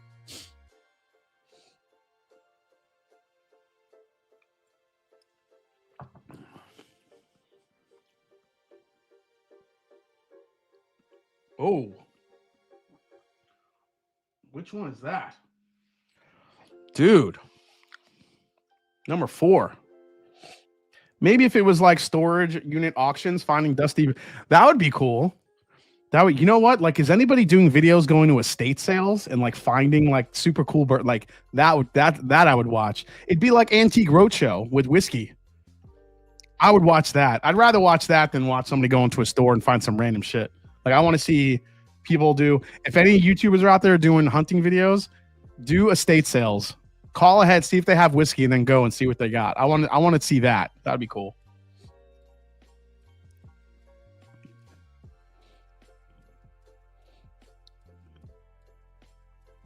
Jason, any chance Forbes sent you an apology for passing you over for an article?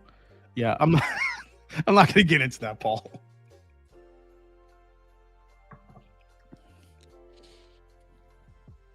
So who is the AJ Fernandez of the whiskey world? Mad Genius Blender? Probably Nancy Fraley. Jason, film more raw content like you building your next blend, like how you, like how the junkies do. They are those are so entertaining. I did a live stream in Patreon of me blending my ryes, and I think a lot of the people really enjoyed that. So I think I will do that more for sure.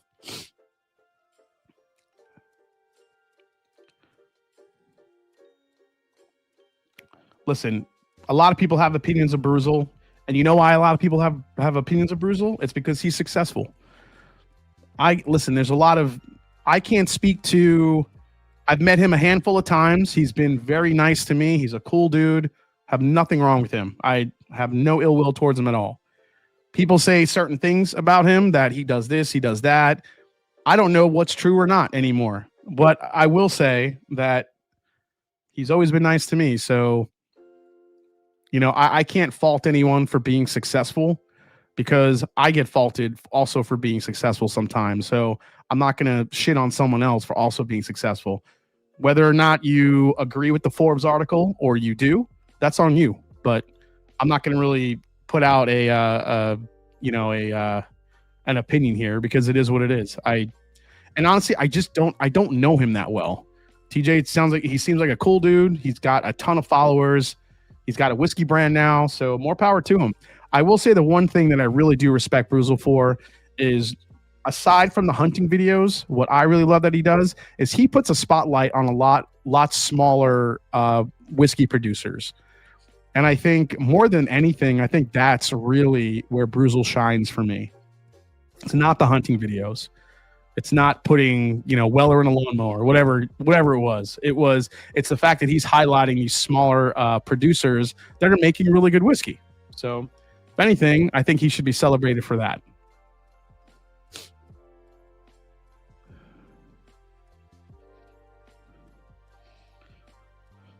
This is candy. Oh my gosh, this is so good.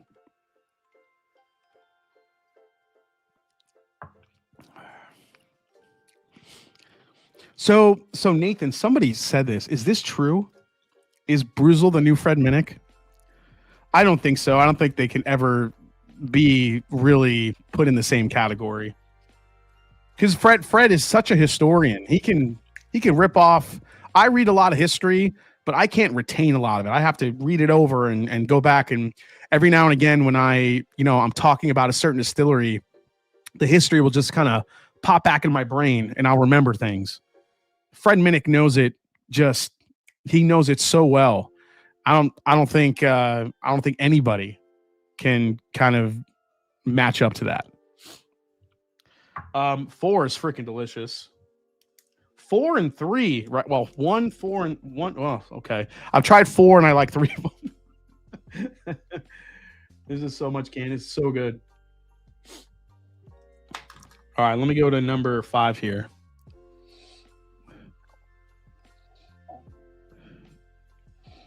Jason's too curmudgeon.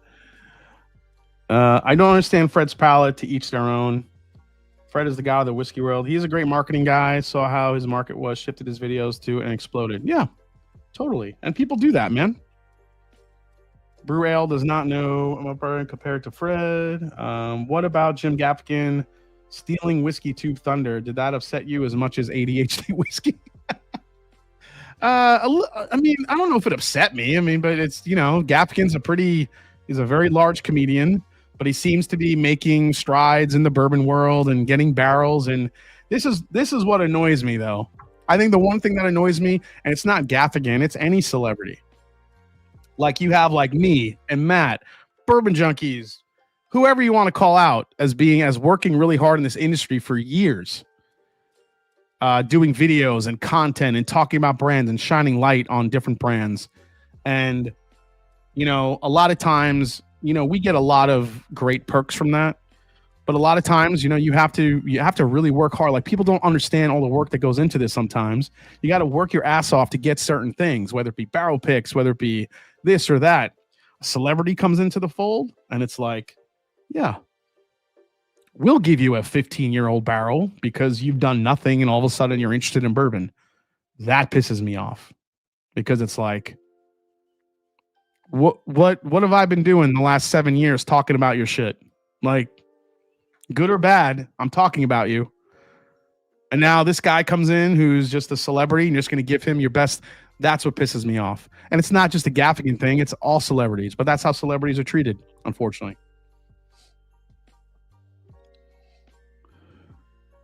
Oh, it's definitely both, Suburban, bro. Yep.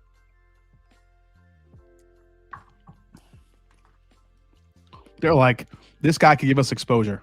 So give him whatever he wants. Wow. 5 is killer. So I've liked all of these pretty much. This is terrible. Oh, this is the other one. This is the other one that's standing out. The thing that I love about the bourbon community is how welcoming and cool people are. Got to keep that vibe going. Exactly. That's what it's all about for me, man. And yeah, I know I'm going to get criticized for bringing out a bourbon brand. That's just what happens when you move on to the next thing. Now he's got a bourbon brand and all this other shit. That it's, for people to say that, it's kind of I know it's a jealousy thing because I know how hard I've worked to accomplish that. So for me, I know I could, wake up and be like, yeah, I busted my ass for my own whiskey brand. So, and if anybody has anything to say about it, then bust your ass and see what you get. That's all it is. All right, this is another level of good. The nose is just stupid.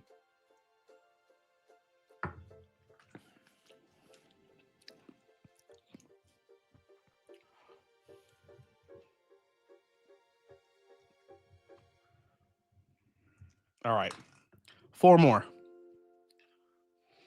Give Gaffigan some barrels to blend and see what we buy. Putting in a ton of work only for a celeb to fast pass their whiskey through the great picks and whatnot must be nice. Yeah, who has a better palate, Porter versus Bunch? They both have great palates. They're just different palates. They're different palates. Jason Junkies Porter, or who I watch for actual whiskey info and real content, Bruisels for whiskey news, things and real is people watch Fred because he's Fred. Yeah, I mean, nobody watches Hawk, so leave Hawk alone. It's not even here. Yeah, I have a hard time cracking some of my hard to find bottles. Should Wild Turkey 8-year move towards a sweeter profile? What direction, says Tim Jurgensen? I think it needs to get less clovey, the Wild Turkey 8. Go more towards the 30th, the Wild Turkey 30th anniversary for Jimmy Russell. That thing is delicious. I thought Wild Turkey 8 would go a little bit closer to that, but it was real clove heavy. Real clove heavy. That's the best time to knock on Hawk when he's not here.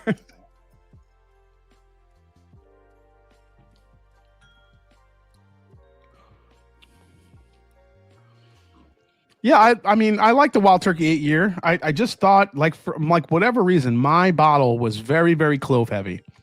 I felt like I was drinking like A1 steak sauce. But yeah, we'll see. We'll see how the blends progress, how the batches come out. Matthew Parks. One thing about Bruzel I really like that he documents his travel to some smaller, lesser known distilleries that are putting out good stuff. Yeah, that's what I said before. If anything, he should be celebrated for. That's what I celebrate Bruzel for, is the fact that he puts a spotlight on all these great lesser known brands. And I think it's great. You don't get clove on Wild Turkey 8-year? Wow. Maybe I'm sensitive to it, or maybe because I eat Indian food that has clove in it, but the clove for me is strong.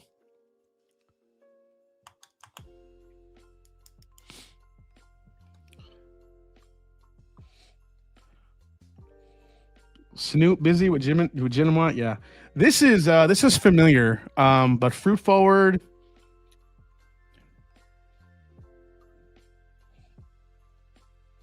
Jimmy 70th over Wild Turkey 8-year. Yeah, I agree. What did I say? 30th? Sorry, Jimmy. 70th.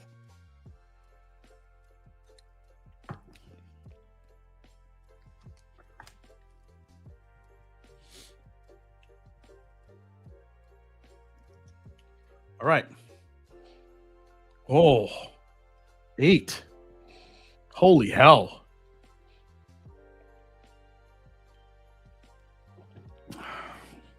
Love your channel and celebrate your success. Cheers, brother. Hope you keep winning. Thank you, Mr. Elijah. I appreciate that, man. God, the support for the brand has been just absolutely mind-blowing. I can't say thanks enough, man. Jason, is Hirsch single barrel Willet juice? It's good. Yes, it is Willet. It is Willet.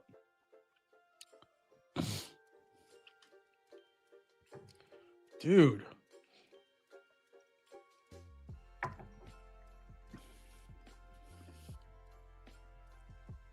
What the hell is that? It's like chocolatey and fudgy and spicy. Wow. Let's go to 9. 8 years sitting on shelves here in Florida. No one is buying it. Yeah. I'm going to bless my kit with drum key like holy water, says Egg Roll. Hell yeah, man. Is there a bottle you would hunt? Is there a bottle you would hunt? Tony Spies? A bottle of what? Just any random bottle? No, Cam Nelson E is not in here because that is not a surprise whiskey. I expected that to be good. Jason, what are the plans for the next drum key blends? I mentioned it before. The first release is going to be a rye, first quarter next year. It's a bourbon drinker's rye. It is sweet. It is fruity. It is spicy. It is dense. It is really, really good. Very proud of that because I blended that in like 3 days. It ended up coming out even better than I thought it would, even though I had to flip the whole script on the actual blend components. Came out great. Some single barrels will be filtered in there, and the next 2 blends, I think one is going to be a high age one, and then the next blend and the next release after that will be a finish, either French oak or Armagnac. But I don't want to just do some cheap ass Armagnac. I want like a legit Armagnac barrel, and I want to create Chateau de la Baude again and make it dense and dark and delicious.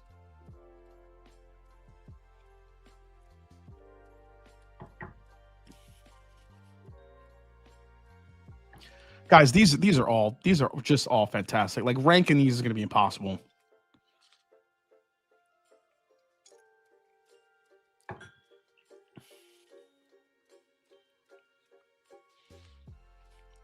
This tastes like Jack Daniels. I wonder if that's the sweet mash.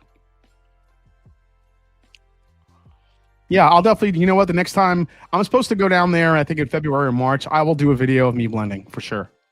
If I have to get a film crew to do it for my channel, I'll do it. Jason, when someone asks you what's your favorite whiskey ever, which ones would you think about as your answer? Kevin O'Malley. Wild Turkey 12-year Cheesy Gold Foil. Weller Gold Vein.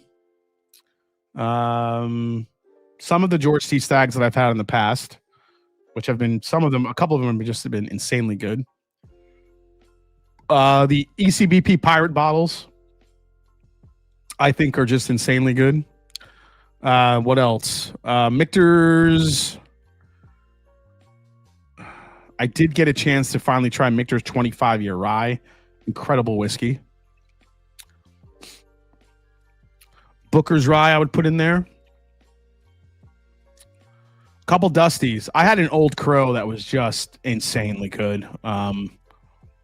Insanely good.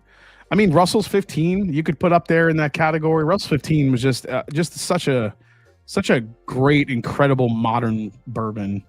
There was just something about that whiskey that was just so freaking good. I loved it. What else? Some of the old Four Roses, 20 plus year Four Roses is special. It's special stuff. I would throw that up there. There's a lot. There's so many great whiskeys. I don't know if I could ever, boil it down to just one, but yeah. All right.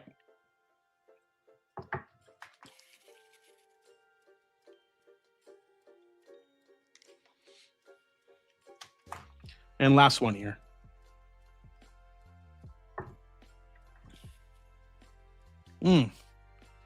That's probably my least favorite.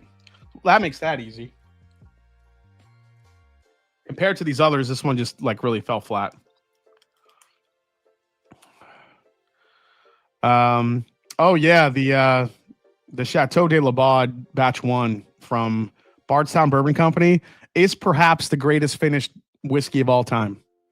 I said it. To be fair, I think he only said Calumet 18 just to pick a bottle because it was in front of him. Haha. As far as ryes go, the Sazerac barrel proof is damn good for the price. I agree.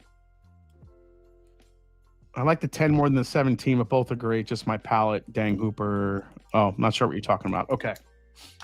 All right. Let's start actually eliminating, not eliminating, but kind of nulling these down. 10, I think, is going to be actually 10th for me. 9.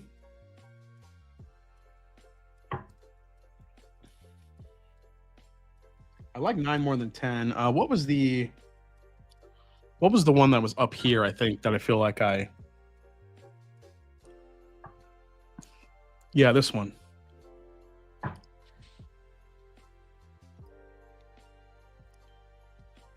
I like that one more than that. I think that one's going to go. Oh, wait. I don't want to fuck this up. Okay. Sorry, guys. Hold on. Yeah, 10 is here.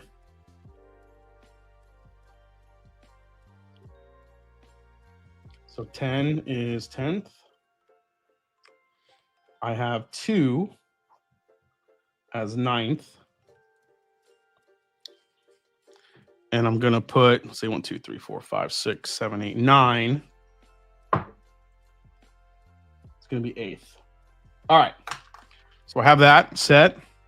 Let's start narrowing these down here now.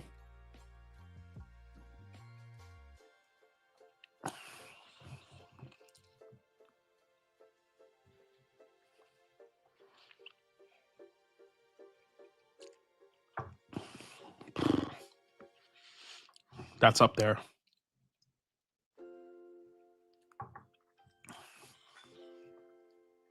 So is that. These two are going to be high scorers.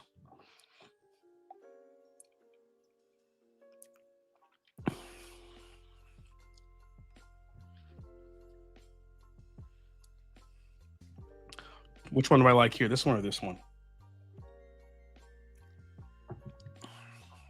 That one. I'm going to throw this here. So that's 1, 2, 3, 4, 5 is going to be 7th.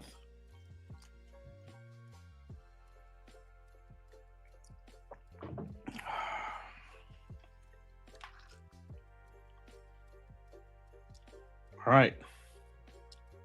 I need a 6th place.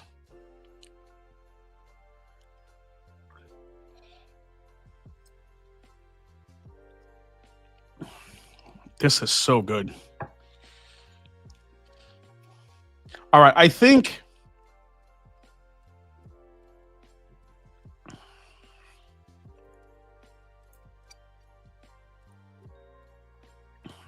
I like this one a lot.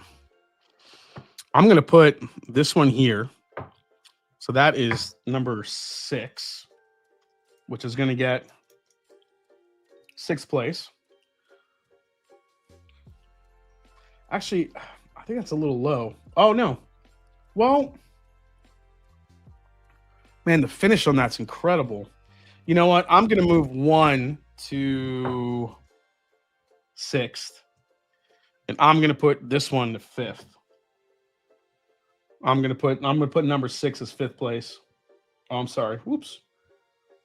Number 6 is getting 5th place. Okay. So I have 10, 9, 8, 7, 6, 5. And here are my top 4. Let's go. This is going to be tough. All 4 of these are incredible.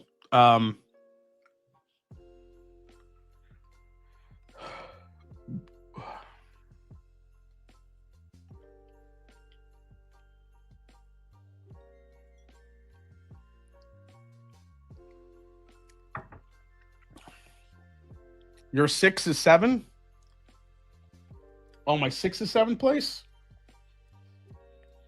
9, 8, 7, 6. Well, whatever. It doesn't matter. This is how I'm ranking them. I don't care.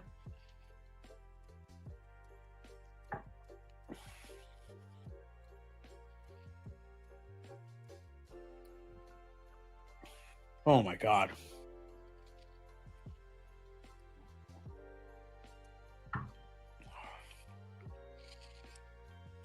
This thing is stupid. That thing's special.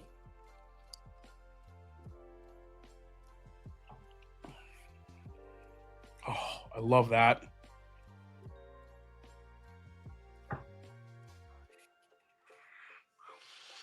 Gosh. All right, I don't want to spend too much more time on this one. I'm just gonna say it here. Let's go with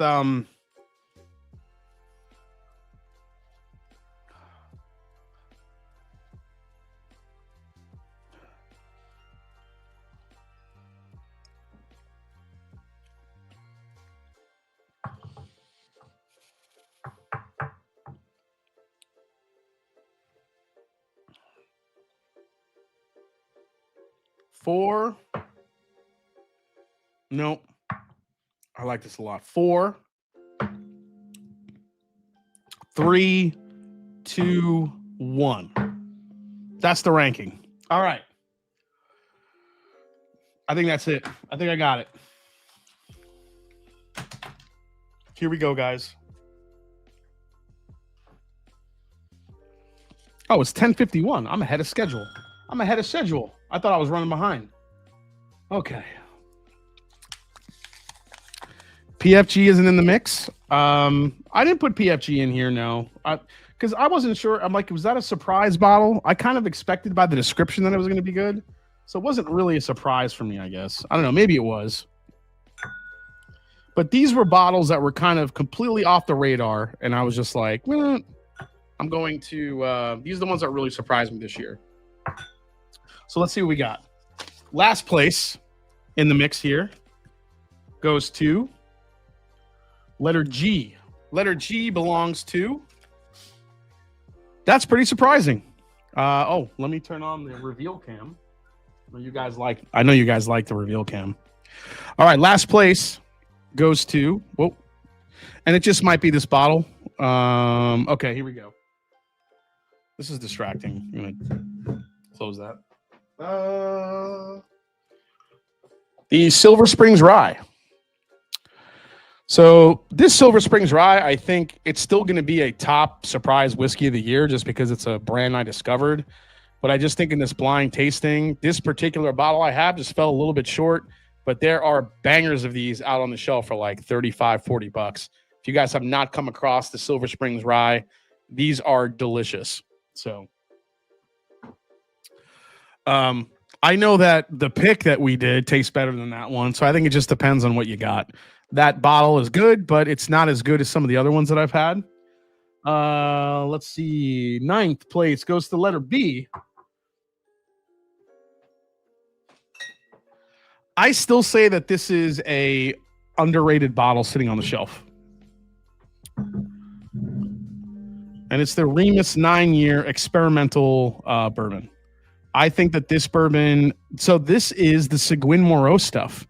So the stuff that's been coming out from Reveries, the 10-year stuff, the new Joseph Magnus single barrels, which are also 10 years. That's what this is. Only 1 year shorter. So if you're a fan of the Seguin Moreau barrels from either Reveries or from Joseph Magnus right now, those barrel picks, that is what this is. And this is just sitting on the shelf. So I think it's an underrated bottle this year. I don't know. I didn't really expect much from it, but when I tasted it, I really liked it. I generally don't like toasted stuff, but the Seguin Moreau profile, I think I really dig. So that's why I chose it. All right. This is where it starts getting a little crazy. Here we go. Letter C goes to... I think this is the one I called out as the one that I thought was Jack Daniel's, and it is. This is the Jack Daniel's Sweet Mash, 100 proof.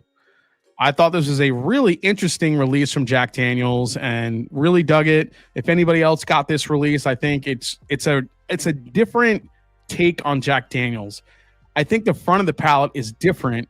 yet you still get that banana, that quintessential banana note on the back end of this one. I think that's what kind of stuck out. Not that I don't like it, but I also think the finish just wasn't there for this one. So there you go. All right, starting to get to the heavy hitters now. Here we go. Because honestly, the rest of these were all pretty damn good. Letter I goes to... Wow, letter I goes to... I thought this would finish higher.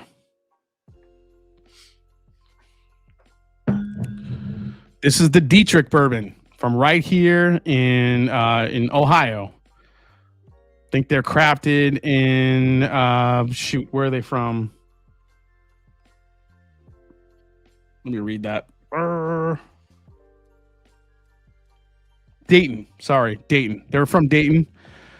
But another one of those brands that I discovered this year, if you guys have not tried this, I keep saying Dietrich. I think it's Dietrich.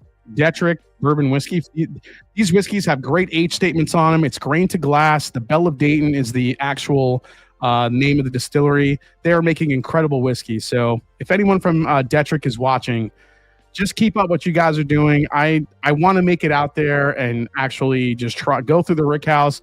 I want to try everything you guys are working on because I think there's some really, really good stuff happening at Dietrich. Okay. Here we go. Letter A. So right in the middle of the pack is the... I talked about this whiskey, and I still think it's worth picking up. If you guys see it. This is the Peter E. Hart bourbon. This is an 8-year single barrel. This is a New Riff mash bill. So New Riff is actually creating the whiskey for these. If you guys have not tasted this yet, it is really delicious stuff.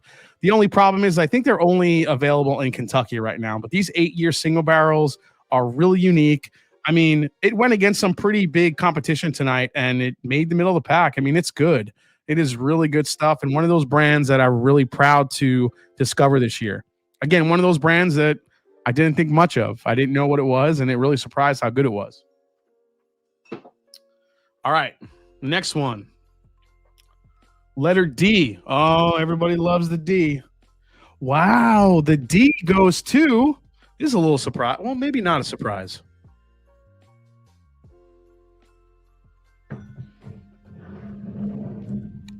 Star Hill Farm. Star Hill Farm comes in and 5th place here. You know what? This is still a really good showing for Star Hill Farm. I still think that this is a super surprising whiskey. Absolutely loved it. I just think in this blind tasting, the weediness really came out. Still fruity, still great. But I think wheat whiskeys can, again, be a little bit weird in blind tastings when it's going up against corn and rye heavy whiskeys. But I think on its own, Star Hill Farms, I mean, it says a lot for me personally that a Star Hill Farm or a wheat whiskey got this high in a blind with some of these other ones, because generally I'm not a big wheater fan. You guys know this, and I'm not a big wheat whiskey guy.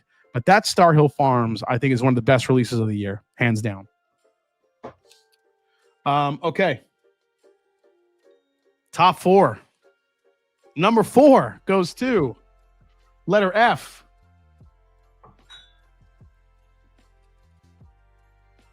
This is getting interesting.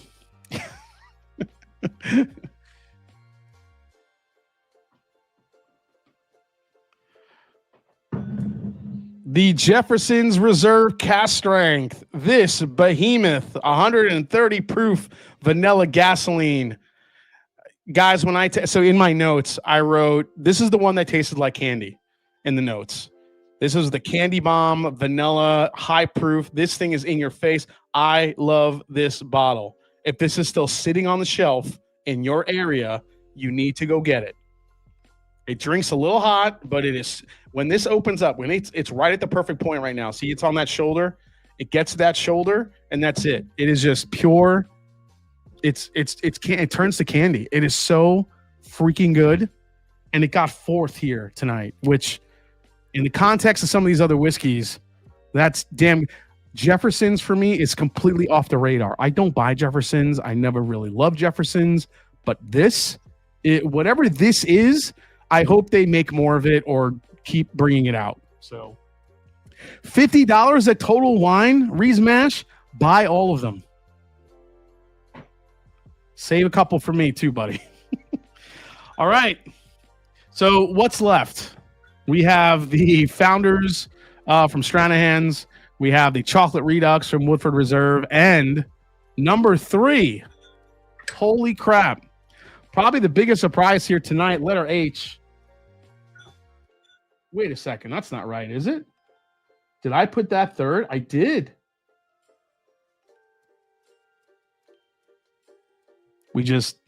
Things are happening. I picked number 2 over number 3. Number 3 is the Chocolate Redux from Woodford Reserve. The Chocolate Whisper Redux. That's right, the Chocolate Whisper, also known as Shaquille O'Neal's OnlyFans handle. If any of you guys were lucky enough to get this thing is an absolute monster. It's a monster of a whiskey. I think the bitterness of this kind of killed it in the end in the blind tasting. Again, I never put this in a blind. So in a blind, some of the, I guess, the ultra bitter chocolate and almost coffee notes were coming out, which means number 2 goes to letter E, which is, holy shit. This is the one I kept going back to.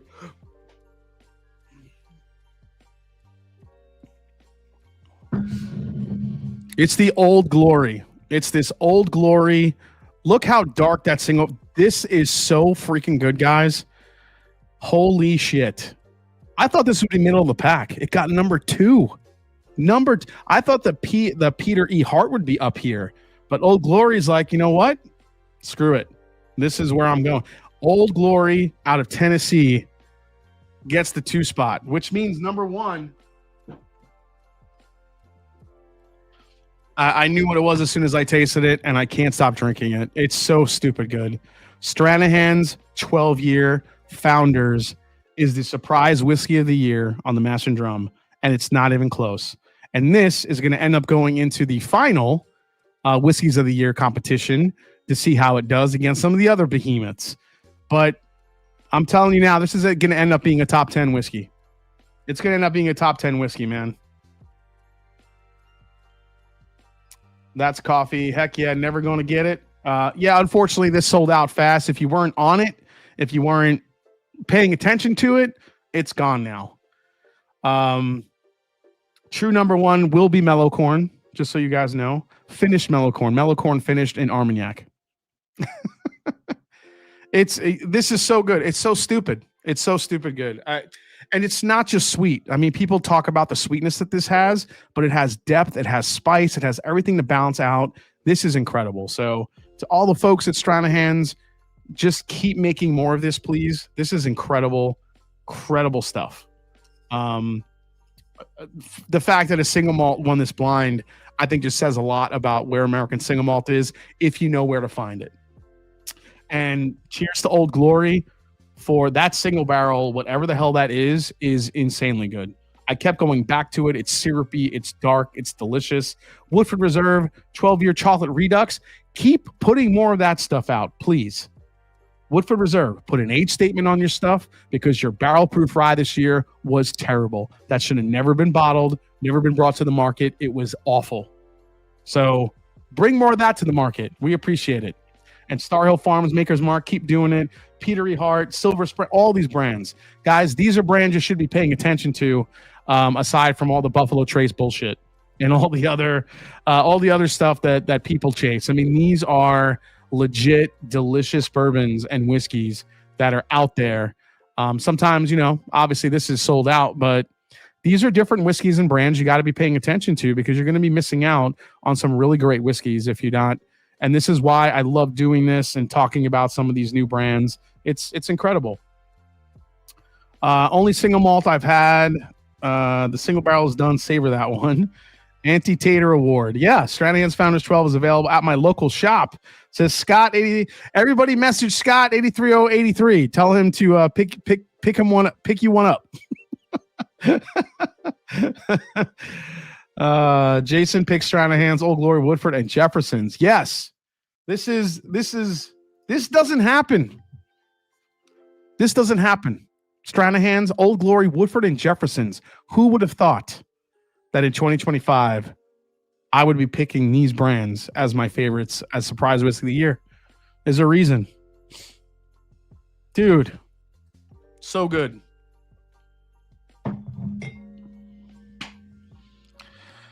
What time is it here?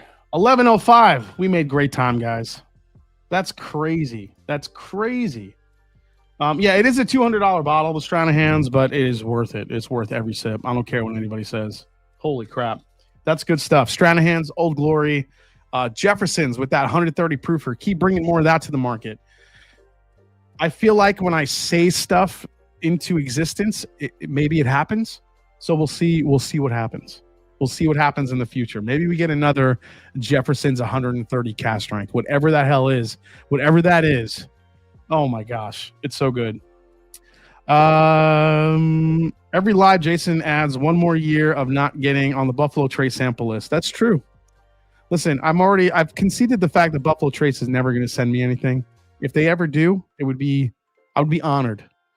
But I would tell it like it is, and I don't think they like that. So it's called manifesting. Yeah, apple pie on the Stranahan's. It's apple pie, cinnamon. I also think you get like that coffee cake with the streusel on top. That's what the Stranahan's 12 year is. Stranahan's